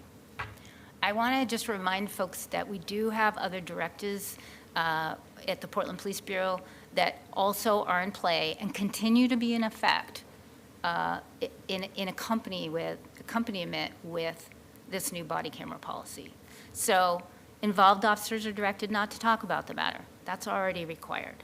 They're placed on administrative leave without access to the evidence gathered by detectives and by internal affairs. That stays in place. Within 48 hours, internal affairs is required to interview the involved officer. That remains in place. And the interview of the involved officer and the witness officers by internal affairs, they're all recorded. That remains in place. What we did change was what happens with the body cameras and when do they review it during this interview. So when the 48-hour interview starts, the officers gives what we are calling a perceptual statement. And we called it a perceptual statement because everybody wants to know what were the officers' perceptions. This was the issue raised by folks, by DOJ and by others and by the public. What were the officers' perceptions? What did they perceive going on when they decided to use force? And folks didn't want that impacted by the body camera footage. They don't want to change what somebody's recollection is of the event. So what we said is, great, before anybody looks at the footage from the involved officer, the officer will tell them what brought them to the scene and what did they first see. They'll tell them what were the person's demeanor, their actions, what statements did they make. They address what was the threat posed by that person and or the nature of any resistance. What were any warnings and or de-escalation tactics that the officer used? What was the officer's force response? What did they do in response to that? And then we also wanted them to address, because this is required in our policies already, any post-force medical aid that they provided. After they give that statement, they go in separate rooms. The IA investigator or the administrative investigator, we use two different terms in the policy. We're going to clean that up. I've already talked to the PPA's attorney. The administrative investigator will go into one room. The involved officer and their representative will go in another room. They will watch the body camera footage. Then they reconvene in the meeting room and they finish the interview. At that point in time, the investigator can ask any other questions that they need to ask and follow up and so forth. And the officer at that time has an opportunity to explain if there are discrepancies between what they recalled before looking at the camera and then after looking at the footage. We then addressed categories 2, 3, and 4 uses of force. Currently, officers are required to give what's called a full and candid account to a supervisor on scene when force is used. And these categories of force are from more serious to less serious. We said for category 2 uses of force, and I want to give just a few examples of what is a category 2 use of force. It's force resulting in serious physical injury. It's force on persons who have an actual or perceived mental illness, so any force, or who are in a mental health crisis. Any strike to someone handcuffed. There are other ones, but I just wanted to highlight a few of them, so it's not just the serious physical injury. At that point, the supervisor comes out to the scene. The officer provides a full and candid account. I call it the who, what, where, when, and how statement. The full and candid account is recorded on the supervisor's body camera, so you'll see the officer and hear the officer. And once given, then the involved officer can then review their body camera footage before writing their report. And then in that instance, in their report, they can explain any discrepancies between the statement and what they saw on the footage. On the category 3 and the 4, again, they provide the full and candid account, who, what, when, where, and how. The full and candid account on categories 3 and 4, less serious injury, and uses of force, those are not recorded on the supervisor's body camera. Once given, the officer can review their body camera footage and write the report, and again, they can explain any discrepancies between their statement they gave to the supervisor and what they saw on the body camera footage. We then address review of the body camera footage by others. We said the supervisor gets to review all after-action uses of force. Every use of force has an after-action process, as I think you all know, but maybe members of the public don't. All of them have an after-action process, and the supervisor is required to draft an after-action report within 72 hours of any use of force. In that supervisor will review the footage, and anybody up the chain will be able to review that use of force footage. In addition to that, supervisors, for performance purposes, they will review 3 body camera footage events, and those will be randomly selected. Axon has a system that can just randomly select people within that supervisor's direct reporting line, and that's what will occur for that. In addition to the supervisor, we have that training can use the footage and review the footage to help with training, and then administrative investigations. The footage can be reviewed when there's a complaint that comes in and there's an administrative investigation. We then address records requests. They'll be handled by the records division at the Bureau to address privacy concerns. Our policy, as well as state law, requires that faces are blurred before they're released. Those are the big highlights of the policy and what we're doing. So I want to just touch on briefly the letter of agreement and then the DOJ letter of approval. Basically, I think there's just 4 important aspects to the letter of agreement, which are we included written instructions, which will be read by the administrative investigator when they do the 48-hour investigation interview after a deadly use of force. We made it clear in our agreement that other city bureaus and offices have access to the body camera footage. There was some concern raised by the auditor about whether she'd have access. We made that very clear in the letter of agreement. We allowed for a pilot program. Axon, as part of the RFP, is providing us a 60-day pilot program that's at no cost to the city for the city to try out and the Bureau to try out the equipment. And then the Chief Procurement Officer will come back to council with a report and seek authorization to then proceed to enter into a full contract, assuming that the pilot meets our needs. So the 60-day pilot program occurs.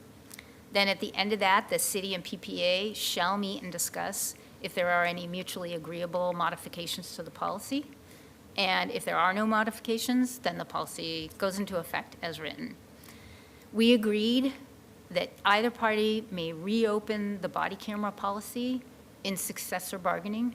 This current contract that we're under expires June 30th of 2025, so that means in approximately January or February of 2025, so about 20 months from now or so, we will be starting back in bargaining. And at that point, if there's changes we want to make, we can certainly make them then. Before then, mutually agreeable changes can be made. All of this will be, as long as we're under the DOJ settlement agreement, subject to DOJ approval. And that's the last thing. As you know, we're under a settlement agreement with the United States. The DOJ issued us a conditional letter of approval. They will assess the pilot, but I would note that as they stated in their letter, they said short of problems in operational ability or a conflict with the agreement, meaning the settlement agreement, they didn't anticipate needing to revise the policy. So with that, that's the information that I wanted to present Chief Fromm, I want to turn it over to you if there's anything you want to add to that or any comments you want to make. Thank you, Mayor, Council. Mike Fromm, I'm the Deputy Chief for the Portland Police Bureau. It's an honor to be here. I will be brief. I know that, Mayor, you have a hard stop, so I don't want to keep you from that. I did want to do a couple of thank yous going back. When we were negotiating this policy, both Carly Edwards and Derek Bradley from then Commissioner Joanne Hardesty's office were key parts of this. And I can tell you that when I read this policy, I can find the DNA of every council office, and it takes me back to that. So if nothing else, this is a great example of how all the council offices can get together and actually create something. I'm excited about this policy. I am ready to get this into go. Our teams started meeting today to start developing the training that we're going to have to provide to the Central Precinct and the Focused Intervention Team, which will be our pilot groups. After that, Axon has indicated they're available in, I think it's early August, to come out and give the technical training on how to use the cameras and how to use the computer software. And then the fun will begin with the actual 60-day pilot. I'm looking forward to this. I think this is going to be a great tool for accountability. It's going to let the citizens of Portland know exactly what they're getting out of their police officers. It's going to give the police officers the confidence to go out and do their jobs and not have to worry about minor squabbles over what was said later, because the camera will tell us what was said. So that's it. And I thank you, Heidi. I mean, you were amazing during this whole thing too. So I'll just stay here and be quiet, and if there's any further questions. Right back at you, Chief Fromm. I do want to thank him. He was part of our bargaining team along with Ashley Lancaster, the policy director for PPB. We really had an amazing team, so thank you. Are there any questions I can answer right now, or how?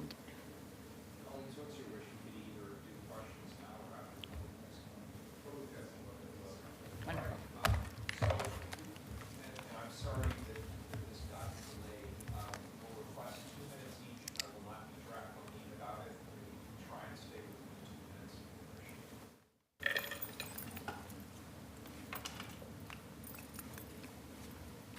First up, we have Dan Handelman. Hi, Dan.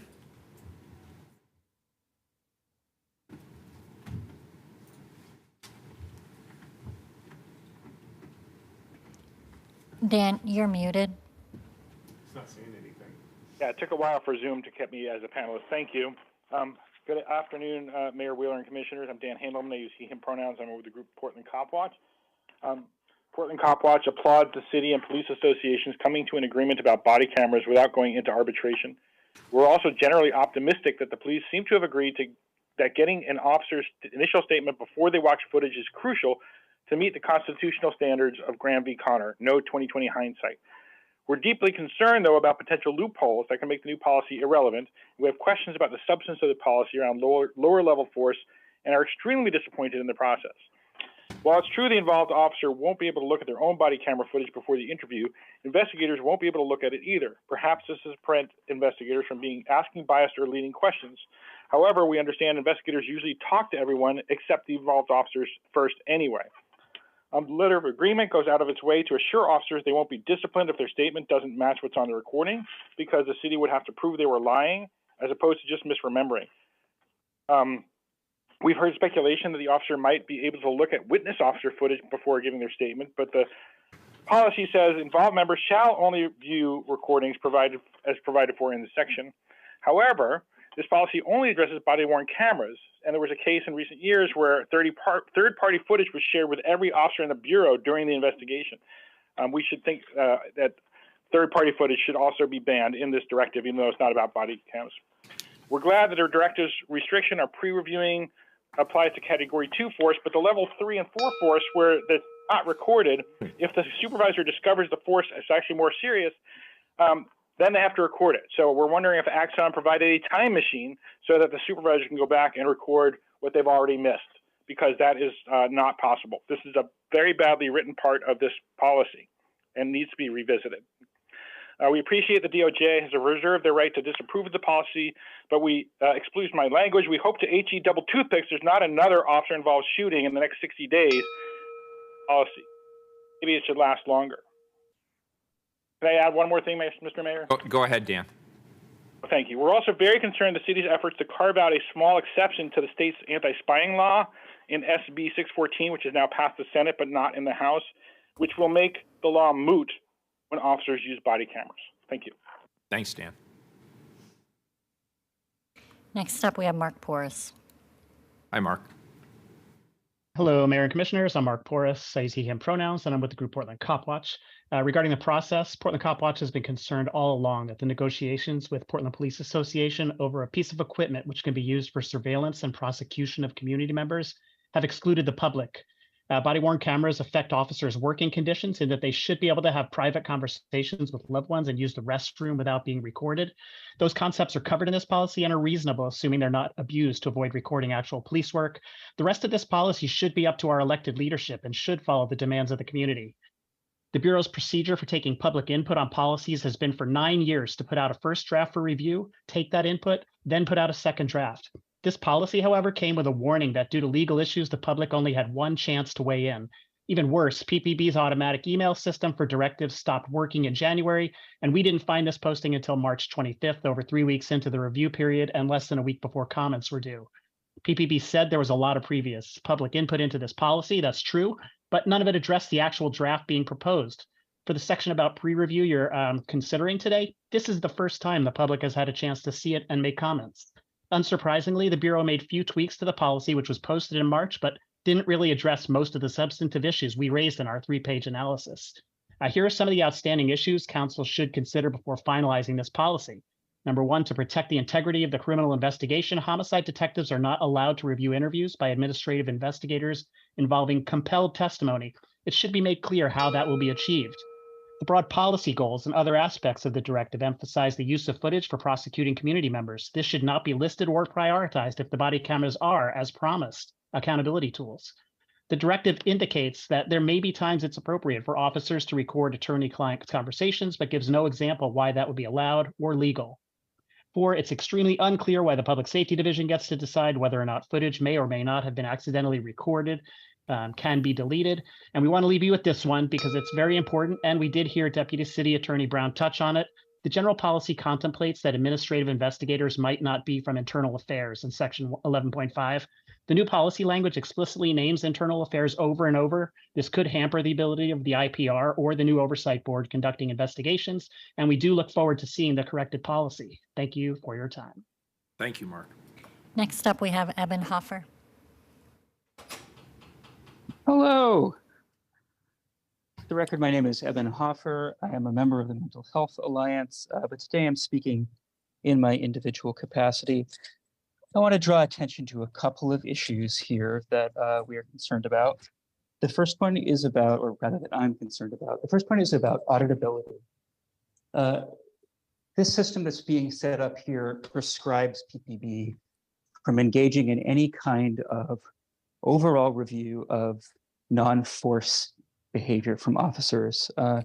There is a long chain of agreement that has to be gone through for the training division to have access to materials, requires that individual officers agree that those materials be released, and if they do not agree, that it be signed off on by the chief. This is going to have serious impacts on the ability of the Bureau to engage in thoroughgoing auditing of things like traffic stops, in-person stops on the street, et cetera. We'd also like to point out that in the cases of level 3 and level 4 force, is sort of a peculiar situation in which these pre-review preventing statements to supervisors will not be recorded on those supervisors' body-worn cameras in a situation where any other, for law enforcement purposes, recording can be made by those officers. A situation in which there's a particular carve-out to protect officers in the situations perhaps raises a question. Finally, there's some concern over whether supervisors should have access to recordings and materials in advance of individual officers. And in addition, that the district attorney in the case of a serious homicide investigation also be able to control when the individual officer has access to evidence. Perhaps we can't speak on the merits of that in general, but in no other internal affairs investigation, for example, at a place like TriMet, other state agencies, would such a thing be allowed, and certainly not in any other homicide investigation. I hope you will follow those issues further as we move forward. Thank you. Thank you. Appreciate your testimony. Next up, we have Sandy Chung. Mayor and Commissioners, my name is Sandy Chung. I'm the Executive Director of the ACLU of Oregon. We are a nonpartisan nonprofit organization dedicated to defending and preserving civil rights and civil liberties with more than 27,000 members statewide. We appreciate that an agreement has been reached with the Portland Police Association regarding the body-worn camera policy for the Portland Police Bureau. In particular, we want to express our gratitude to the city staff members who spent long hours working on this. We also appreciate that the U.S. Department of Justice has granted the policy tentative approval so that all the parties involved can evaluate the pilot program's performance and make any necessary changes before implementing a permanent policy. On their face, body-worn cameras appear to aid both law enforcement and members of the public, providing what appears to be an objective record of police interactions. However, the reality is more complicated. Body-worn cameras can heighten privacy risks for the public and even have a chilling effect on the very constitutional rights that they're designed to protect. Furthermore, factual evidence about body-worn cameras does not strongly indicate that they can actually improve community safety. Nonetheless, we understand body-worn cameras' appeal and potential benefits, provided that they are implemented properly. What is required for proper implementation requires body-worn camera policies that fully and accurately reflect the complicated realities of these devices, as well as the potential negative impacts on our communities. What's also required for government bodies is to create appropriate accountability. Such government actions at the city level include strong protection of community members' privacy rights, minimal police discretionary recordings, effective processes by which the public can file complaints or concerns and have them heard and reviewed without retaliation, effective investigatory processes, and meaningful and effective disciplinary mechanisms. In written testimony I have sent to the city clerk, we have included specific concerns from the ACLU of Oregon. We ask that you integrate feedback from the community and help to protect all of our civil rights and liberties, as well as privacy and safety. Thank you very much. Thank you, Sandy. Next up, we have Patrick Nolan.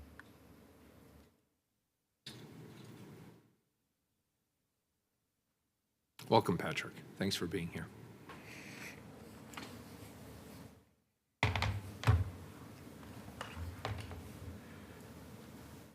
Thank you, Mayor Wheeler and members of council. My name is Patrick Nolan, and I'm here speaking on behalf of the Mental Health Alliance. The Alliance recommends the council postpone a vote to accept the document or begin to test a body-worn camera process. The Mental Health Alliance opposes any pre-review of body-worn camera footage by police officers before writing their initial report. No pre-review ensures initial statements on use of force are based upon an examination of the objective reasonableness of the use of force at the time that the force was used, rather than an effort by an officer to fit the narrative to recordings reviewed after the fact. As the policy agreed, it's been many years since I've testified at City Hall. As the policy agreed upon by the City of Portland and the Portland Police Association diverges wildly from the core value of police accountability, we cannot support it.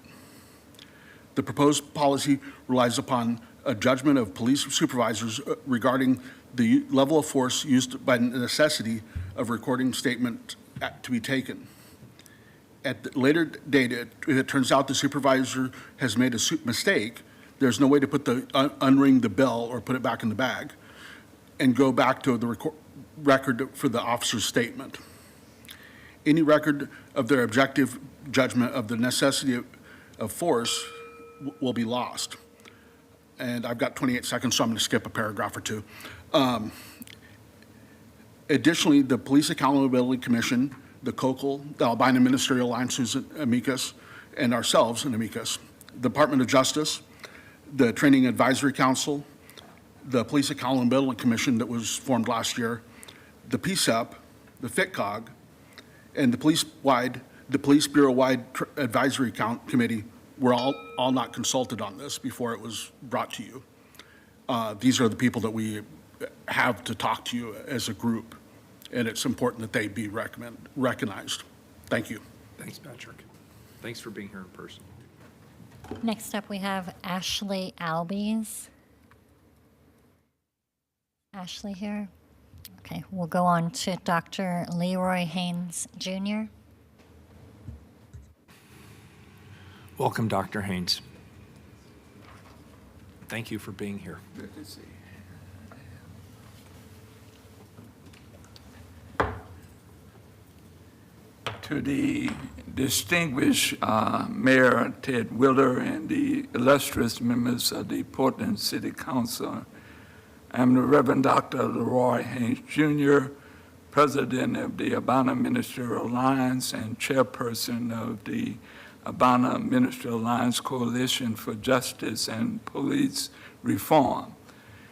The AMA Coalition for Justice and Police Reform, AMAC, was the lead proponents in bringing the Department of Justice into the city of Portland to conduct a federal audit of the Portland Police Bureau that led to the present settlement agreement in federal court.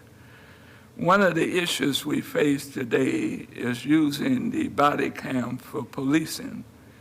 The AMA Coalition for Justice and Police Reform accepts the use of police body cams, but policies of how police officers use them is critically important. We want to commend the work that has been done by the City of Portland, the Union, the U.S. Department of Justice, and Amicus.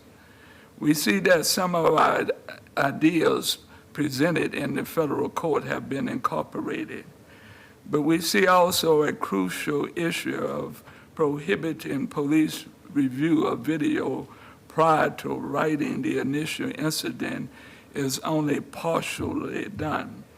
The policy section 1.1.2.2 and our understanding and our lawyers still allow officers to review the body cam footage after writing a partial incident statement. There needs to be more clarity to this definition. 2, we have concern about the process of dealing with the uses of the video, the process of handling violations of the policy. It reminds us sometime of the archaic complaint process we went through in the past.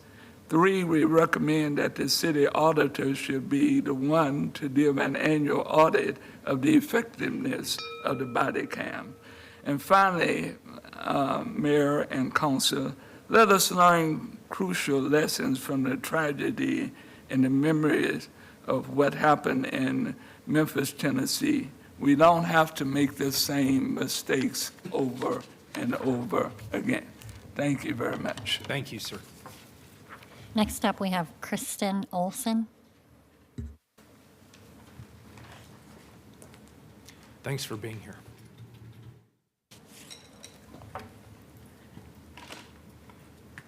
Thank you, Mayor Wheeler and Commissioners, for hearing our testimony on this important ordinance today. And thank you, Mayor Wheeler, for introducing the emergency ordinance. My name is Kristen Olson. I'm a small business owner, a mother of young children who's concerned about public safety as well as police accountability. And police accountability is one thing I think all of us in this room can agree is the cornerstone of our democracy. I support the mayor's body-worn camera ordinance for the following reasons. First, as we all know, the Department of Justice has endorsed the policy compromise codified by the mayor's ordinance. And in the letter to the city attorney, the DOJ's lawyers noted that the compromise avoids litigation, puts an end to the lengthy delay that we've already had in implementing this program. Second, this ordinance will increase accountability and bring us up to par with the rest of the big cities in the United States. In the state of Oregon, and in fact Clark County, a neighboring county, although it is in Washington State, it is a feeder and a neighboring county to the city of Portland. Portland, as our city attorney noted, is the very last large city in the U.S. where police do not wear body cameras. Body cameras in every other large city in the U.S. have become standard accountability tools. Research shows that body cameras have decreased use of force as quickly as immediately after these ordinances were implemented. As the mayor and council are well aware, Portland is required to adopt body cameras under the settlement agreement with the DOJ, and this ordinance helps codify the delicate balance between support for public safety and law enforcement with police accountability. So finally, thank you so much, Mayor Wheeler, for introducing this emergency ordinance. It is only in minor cases that officers can use video to help them write their reports, which I think is an important compromise. And it will allow for both accountability and trust in our police, a balance that is necessary in any functional city. Thank you so much. Thank you for being here. Next up, we have Kimberly Eng. Hi. Good afternoon, Mayor Wheeler and Portland City Commissioners. Thank you for taking the time to hear citizen testimony on this critical topic. My name is Kimberly Eng, and I'm a lifelong Portland resident. I'm a proud supporter of both the Portland Police Bureau and also a supporter of local citizens' rights. I'm here to testify today in support of the police body-worn camera ordinance. I urge you all to vote yes in support. Despite the Justice Department order that Portland Police Bureau equip officers with cameras, Portland remains one of 75 of the largest cities in the United States without a police body-worn camera program. This results in public distrust and a lack of accountability in our city. The current proposal will strengthen community trust, it will improve transparency and accountability, it will promote officer safety, it will safeguard the rights and privacy of Portland community members, enhance complaint resolution, and improve the quality of investigations and criminal prosecution. Considering increased criminal activity in our local community, it is crucial that we have all available evidence, including video, to build public trust. This is consistent with every major agency in Oregon, as well as most national agencies. In addition to meeting the terms of the previously discussed DOJ settlement agreement, it's important to remain consistent with our own state, Oregon State Police, neighboring agencies in Washington and Clackamas County Sheriff Office, Eugene, Beaverton, Gresham, Hillsborough, Medford, and Bend. It's time for Portland to join the party, to join our neighbors and adopt camera video. This body-worn camera proposal seems reasonable and consistent with cities across the United States. I urge you to vote yes on this proposal as it's currently written. Thank you for your time today. Thank you. Next up, we have Monica Corey online. Okay. Hello there, everybody. And I'm going to make this short and sweet. I also support the resolution. And I think it's more than time for Portland to move forward and stop looking back at the mistakes that have happened in the past. Yes, they've been mistakes, but they brought us to this point. And the resolution is an excellent way for us to move forward with accountability for our officers and support for our officers. We need our officers because people in Portland, residents, certainly out here in East County where I am, out in Wilkes, near Argay Terrace, near Park Rose, we love our cops. We want more cops and we want them to feel safe. The fact that every major city has adopted it without Portland is hard to understand. But we've got to turn this ship around because people do not feel safe. And if we don't, we will continue to lose job creators and taxpayers. The fact that 75% of small businesses have been victimized over 3 times in our city is a tragedy. It's not necessarily related to the fact that we need cameras, but it certainly is not a good testimony to the strength and safety of our community. And regarding Commissioner Ryan, I want to agree with you, something you said in the previous part of the meeting about TriMet ridership. I have a neurodivergent adult daughter who has not been able to ride public transportation in the last 4 years. It's not safe. There are no commuters. There are non-destination riders. And I know anecdotally that TriMet is actually looking at installing cameras in their buses and trains to reflect back on the passengers in an attempt to prohibit and inhibit bad behavior. We've got a lot of bad behavior in Portland, and if cameras will help curtail it, then that'll make everything safer for all of us. Thanks for your time. Enjoy the lovely night. Thank you, Monica. You too. Next up, we have Corinne Frechette. Welcome. Greetings, council members. My name is Corinne Frechette, and I have been a Portland resident since 1997. I am a mother, a teacher, and a very long-term volunteer to the houseless and underhoused community in Old Town for over 2 decades.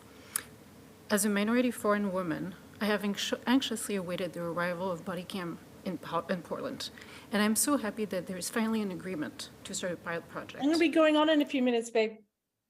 As longstanding taxpaying community members in Portland, we have been asking for body-worn cameras for years.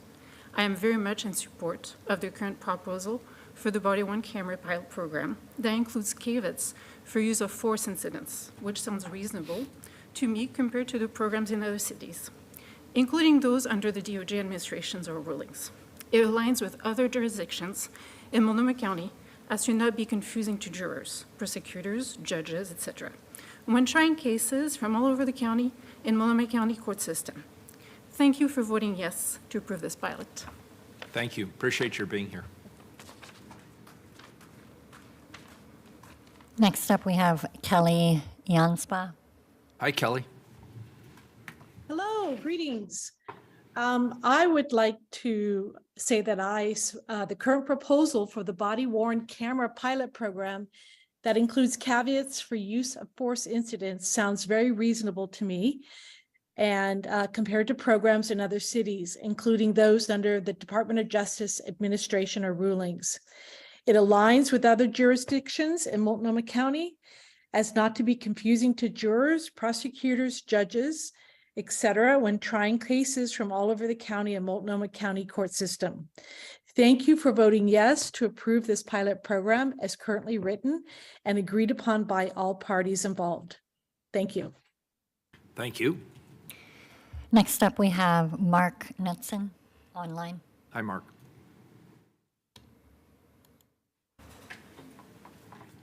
Mark, you're muted.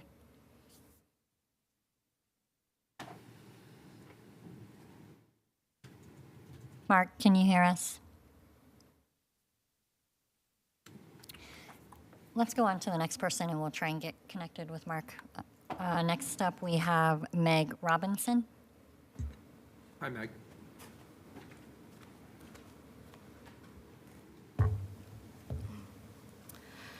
Good afternoon, council members. I'm here today to offer my testimony in enthusiastic support of the ordinance before you regarding body-worn cameras. Hopefully, the fact that I'm here voluntarily on a Wednesday in the middle of the afternoon serves as a context clue, suggesting that I'm very passionate about this issue, as I'm sure many others here are.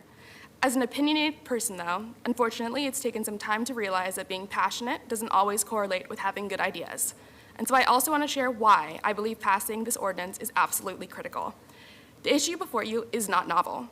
In fact, the most notable part of Portland's body-worn camera policy is that it doesn't exist yet at all. Despite overwhelmingly positive peer-reviewed research, the many peer cities who could attest to the value of implementing body-worn cameras and the consistent support from the majority of community members and officers, Portland has failed to make it happen. As officials subject to public records laws, I think you might quietly acknowledge the value oversight has on incentivizing ethical decision-making when the stakes are high. As officials sitting in this lovely building, you could probably also attest to how necessary security cameras are in helping to keep it and you safe.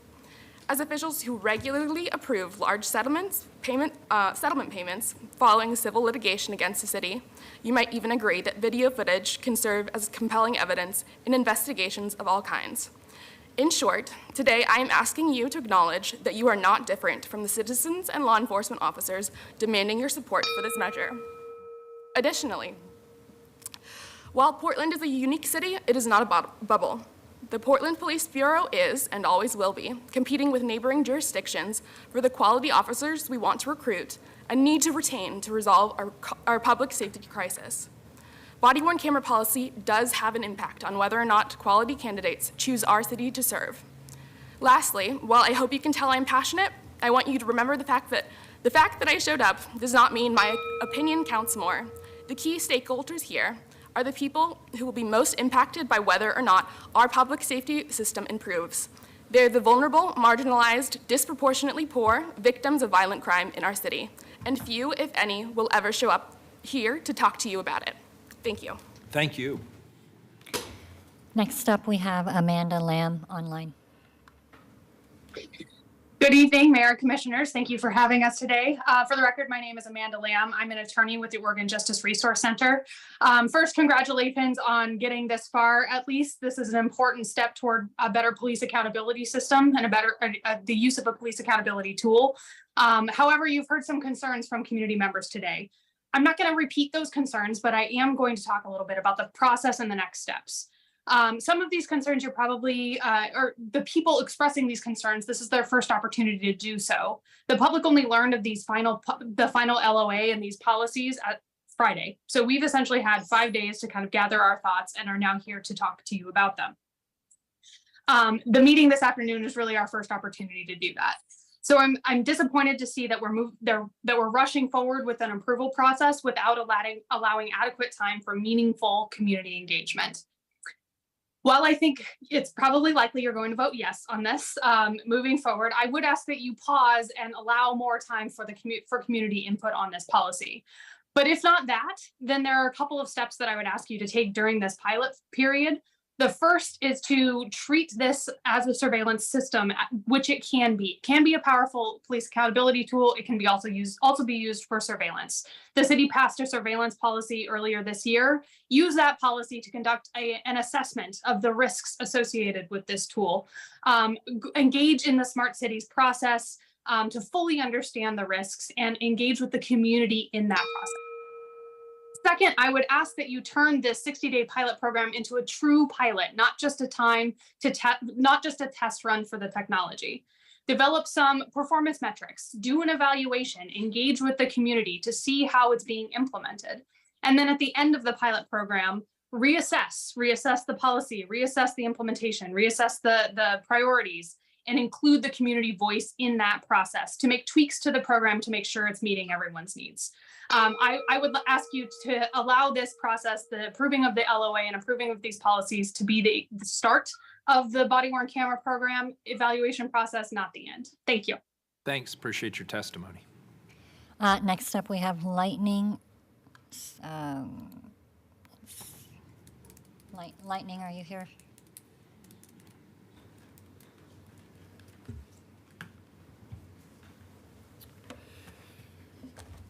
Welcome.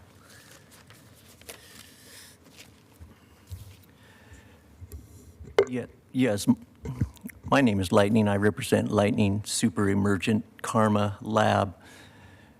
This is your historic day of the city of Portland. To me, this is the most important issue that you'll ever pass and approve today. Body-worn camera policy must have a sharp focus on the duty of law enforcement to intervene. When we have that video, we can learn from that video and learn to stop bad outcomes for the community members. It is so important to do that. Building technologies to reduce violence and protect human life is my life work. Axon founder Rick Smith, who created those cameras. We need to focus on making sure we utilize that video to the highest and best use for training and educational purposes for community members to understand what the police actually do on their interactions. Have the ability to come back and create training scenarios to improve community policing and what the police do. We need to have colleges that will step up and begin understanding that they need to have access to this video to study, to create simulation to where they can train the officers and have the community members have input of an understanding on what will be the best policing in this city. Benjamin Crump, the renowned civil rights attorney, is smiling right now because of what you're going to approve today. You all know who he is. He's the best of the best. With this video, with this training, we'll have the best of the best attorneys, civil rights attorneys in this city. This is a landmark historic day. You've done well. And your attorney, I'm very impressed with the work that she has done up to this point in her commitment to stay at it, get the cameras on. We're going to be making changes on this policy, trust me. There are so many different things. I'll be able to come back and try to make changes. But it's a good starting point, and it gets the process moving forward. And again, Judge Michael Simon, I think, is smiling right now. It's moving forward. It will make this city a safer place to be. That's what you talked about on the economic improvement all day long today. That's what these cameras represent. It's been a long time to get to this point. I've reviewed at least 75 plus policies from every different states. I'm not going to go over everything right now today. I don't have enough time. But let me just say this. Keep it moving forward. Keep protecting the people. Keep protecting the community members. And that's what these cameras will do. And the training is everything. We want officers that when they go into certain scenarios, they're well trained. They don't even have to step out in the real world. They can do it through simulation based upon now all these videos, and not just these videos in this state. We're talking through the United States to learn and have the best trained officers to protect the community members with less violence at the end of the day. Thank you. Thank you. Appreciate your testimony. Let's try Mark Knudsen one more time. Is Mark here?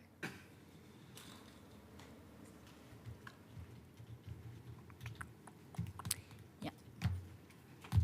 That All right. completes testimony. Very good. Heidi, could we get you to come back up, please? Colleagues, any questions of Heidi? Heidi, any reaction to public testimony that you wanted to address?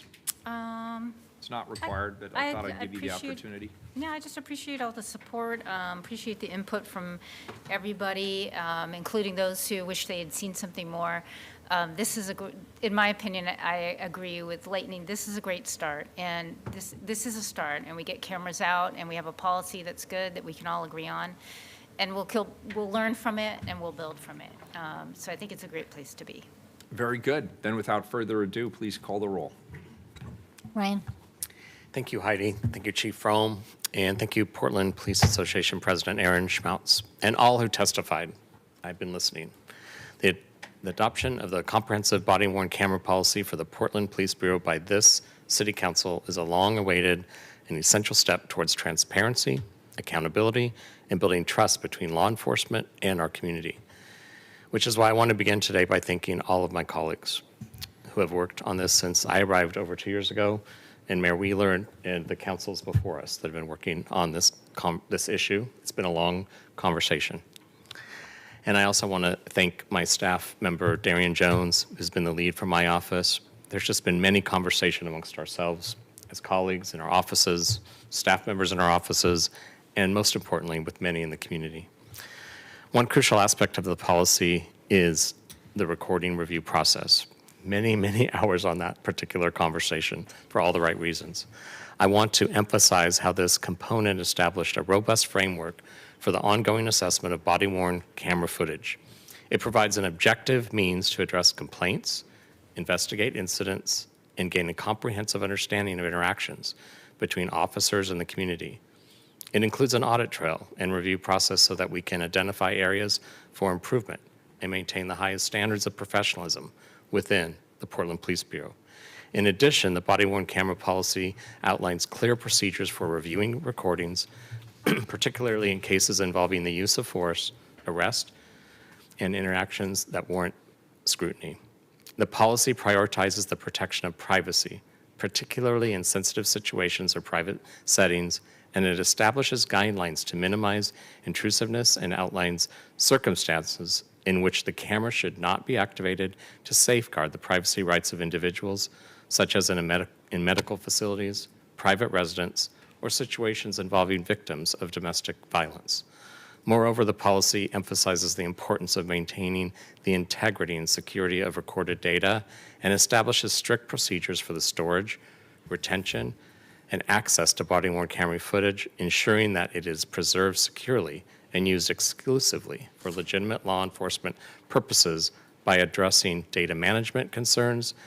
The policy upholds the rights of individuals, fosters public trust in the handling of recorded materials. Adoption of this body-worn camera policy also demonstrates this council's commitment to regular evaluation and monitoring of the program's effectiveness. The policy acknowledges the importance of community engagement and input. It emphasizes the establishment of advisory committees and mechanisms for public feedback to ensure that the community's perspectives are considered in the implementation and evaluation of the body-worn camera program. While we may be the last major city to implement this policy, it's essential that we're catching up with the national best practices.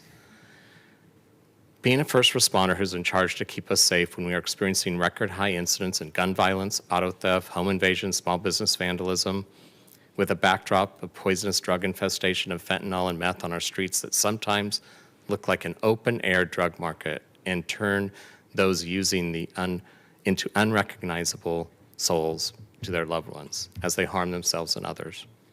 First responders who on any given day, like anyone in a tough job, can feel deflated when their best efforts are challenged by a system that makes implementing just consequences for those crimes rather difficult, with an urgent need for more and better systems for treatment, corrections, prosecutions, and judicial. Being a first responder police officer is a tough job. It always has been, but especially at this time. The reckoning brought to the entire world's attention as we witnessed the brutality to George Floyd. That happened. The uprising in the summer of 2020 will never be forgotten. We can never go back. Today, I have hope as I participate in welcoming new members to the Portland Police Association, being sworn to protect us from crime.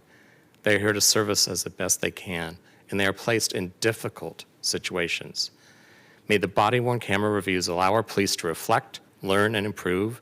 May we all be open to learn from this implementation, and may we course correct as needed. As stated earlier, it's a good start. By embracing this policy, this City Council affirms our commitment to a more transparent, responsible, and trustworthy law enforcement system. Today, we are moving from bargaining to real-time communication and implementation. Together, we can work towards building a safer, more just Portland for all. Let's go. I vote aye. Gonzalez. You know, body cameras and Portland police officers is long overdue. This is truly a historic day. I'm going to get back to why we should celebrate and be proud of Portland today in a second, but I just want to start by acknowledging that. I also want to acknowledge that there's been years of work by the city attorney's office, by our labor team, but also some changes in city council and at the union that have made this easier to do than previously was the case. So this is an important step for police accountability. This is an important step for transparency. I think it's an important step in recruiting police officers to the city of Portland, all at the same time. I want to thank in particular the mayor and PPA president, Aaron Schmaltz, who took step forwards here. I also want to again thank the negotiation teams on working through all the technical pieces of this. This is a complex area of the law with a lot of folks looking over your shoulders. So well done. Last but not least, this was the product of grown-ups coming together, sitting down, working through a difficult issue, and getting to the end zone. And for all the weaknesses in our commission form of government, I think it actually accelerated this process at the very end. When all was said and done, I'm simultaneously proud of the city of Portland today in a way I'm not sure I've been in a while. And one last point on pride. Sometimes citizens don't get to see the output of the hard work that's done up here or it's done by city staff.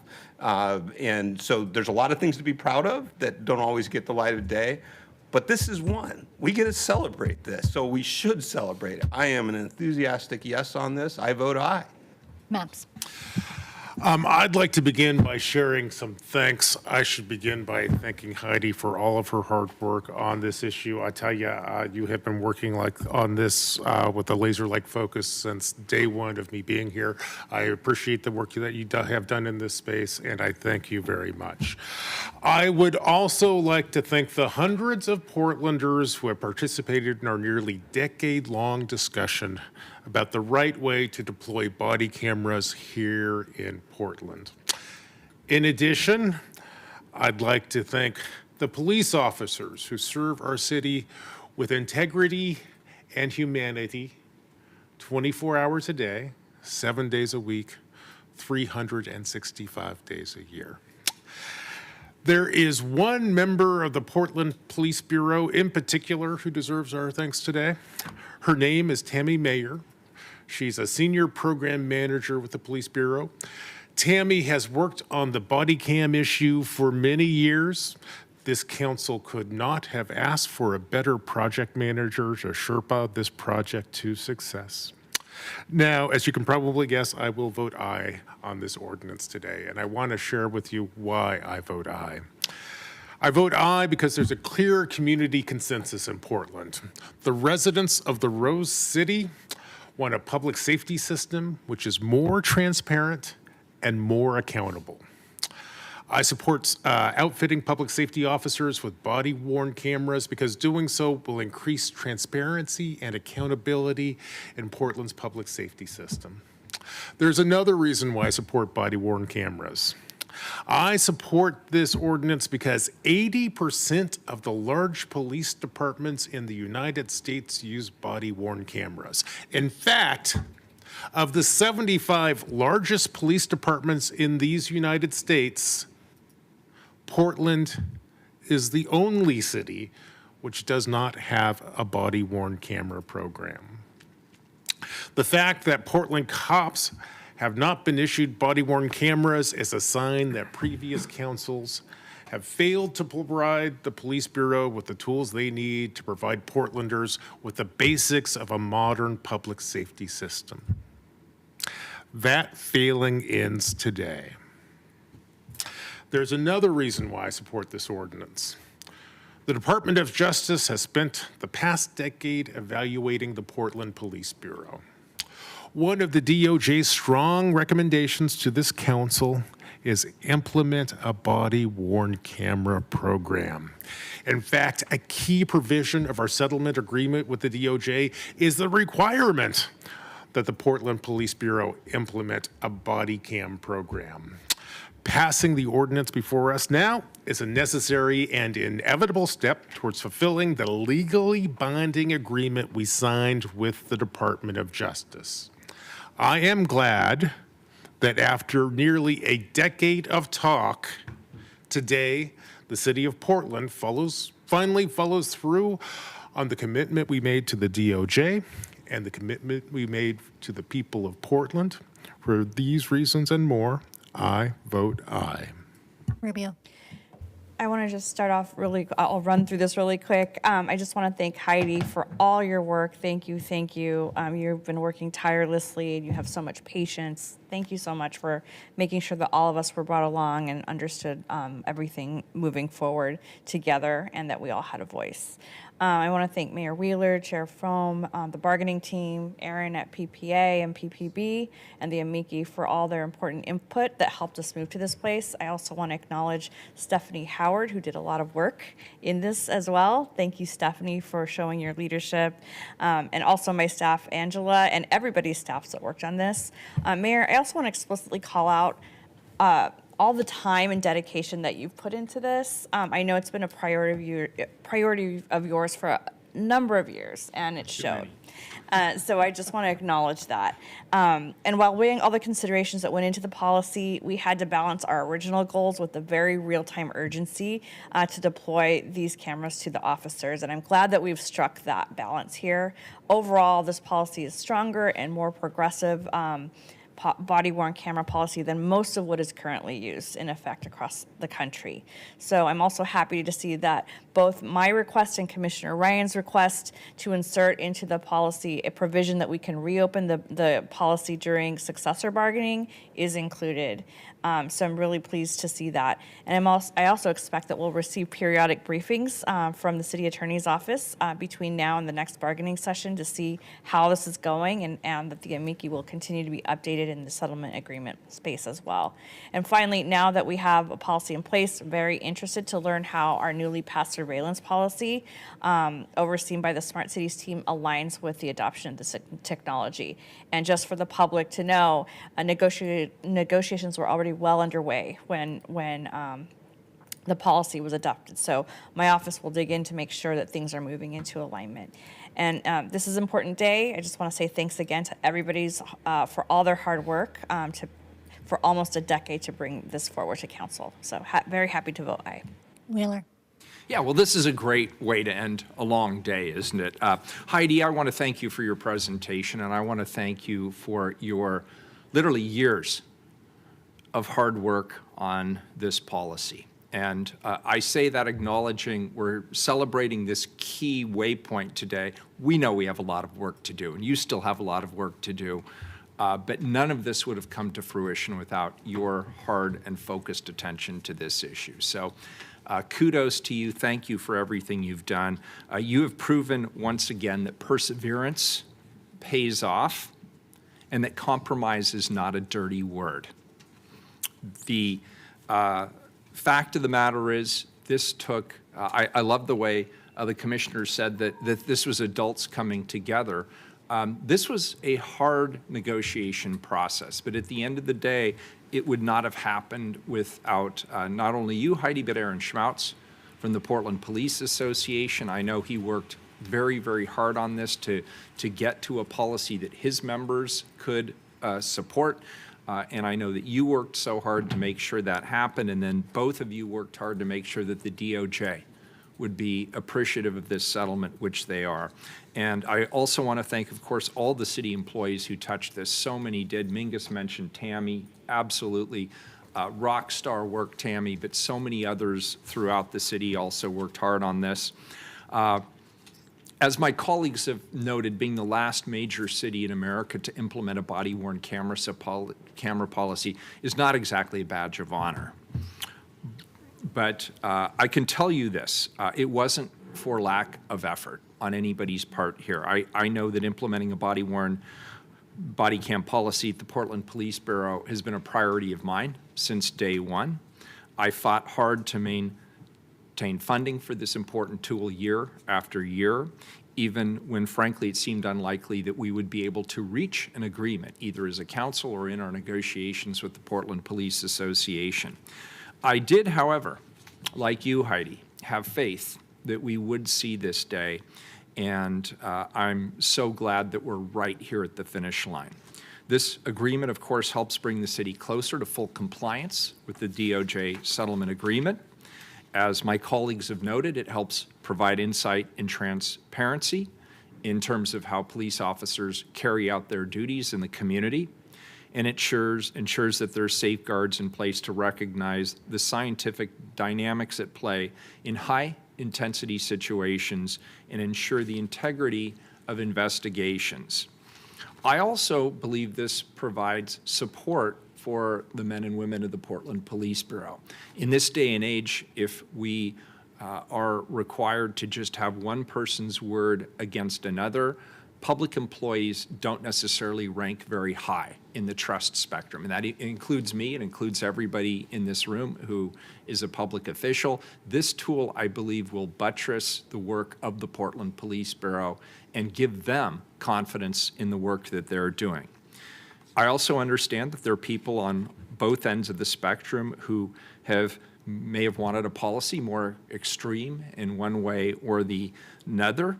I acknowledge that this policy reflects some compromises on both sides, but even so, as you heard, it is the most progressive body-worn camera policy in the state of Oregon, and it is amongst a handful of the most progressive policies nationally.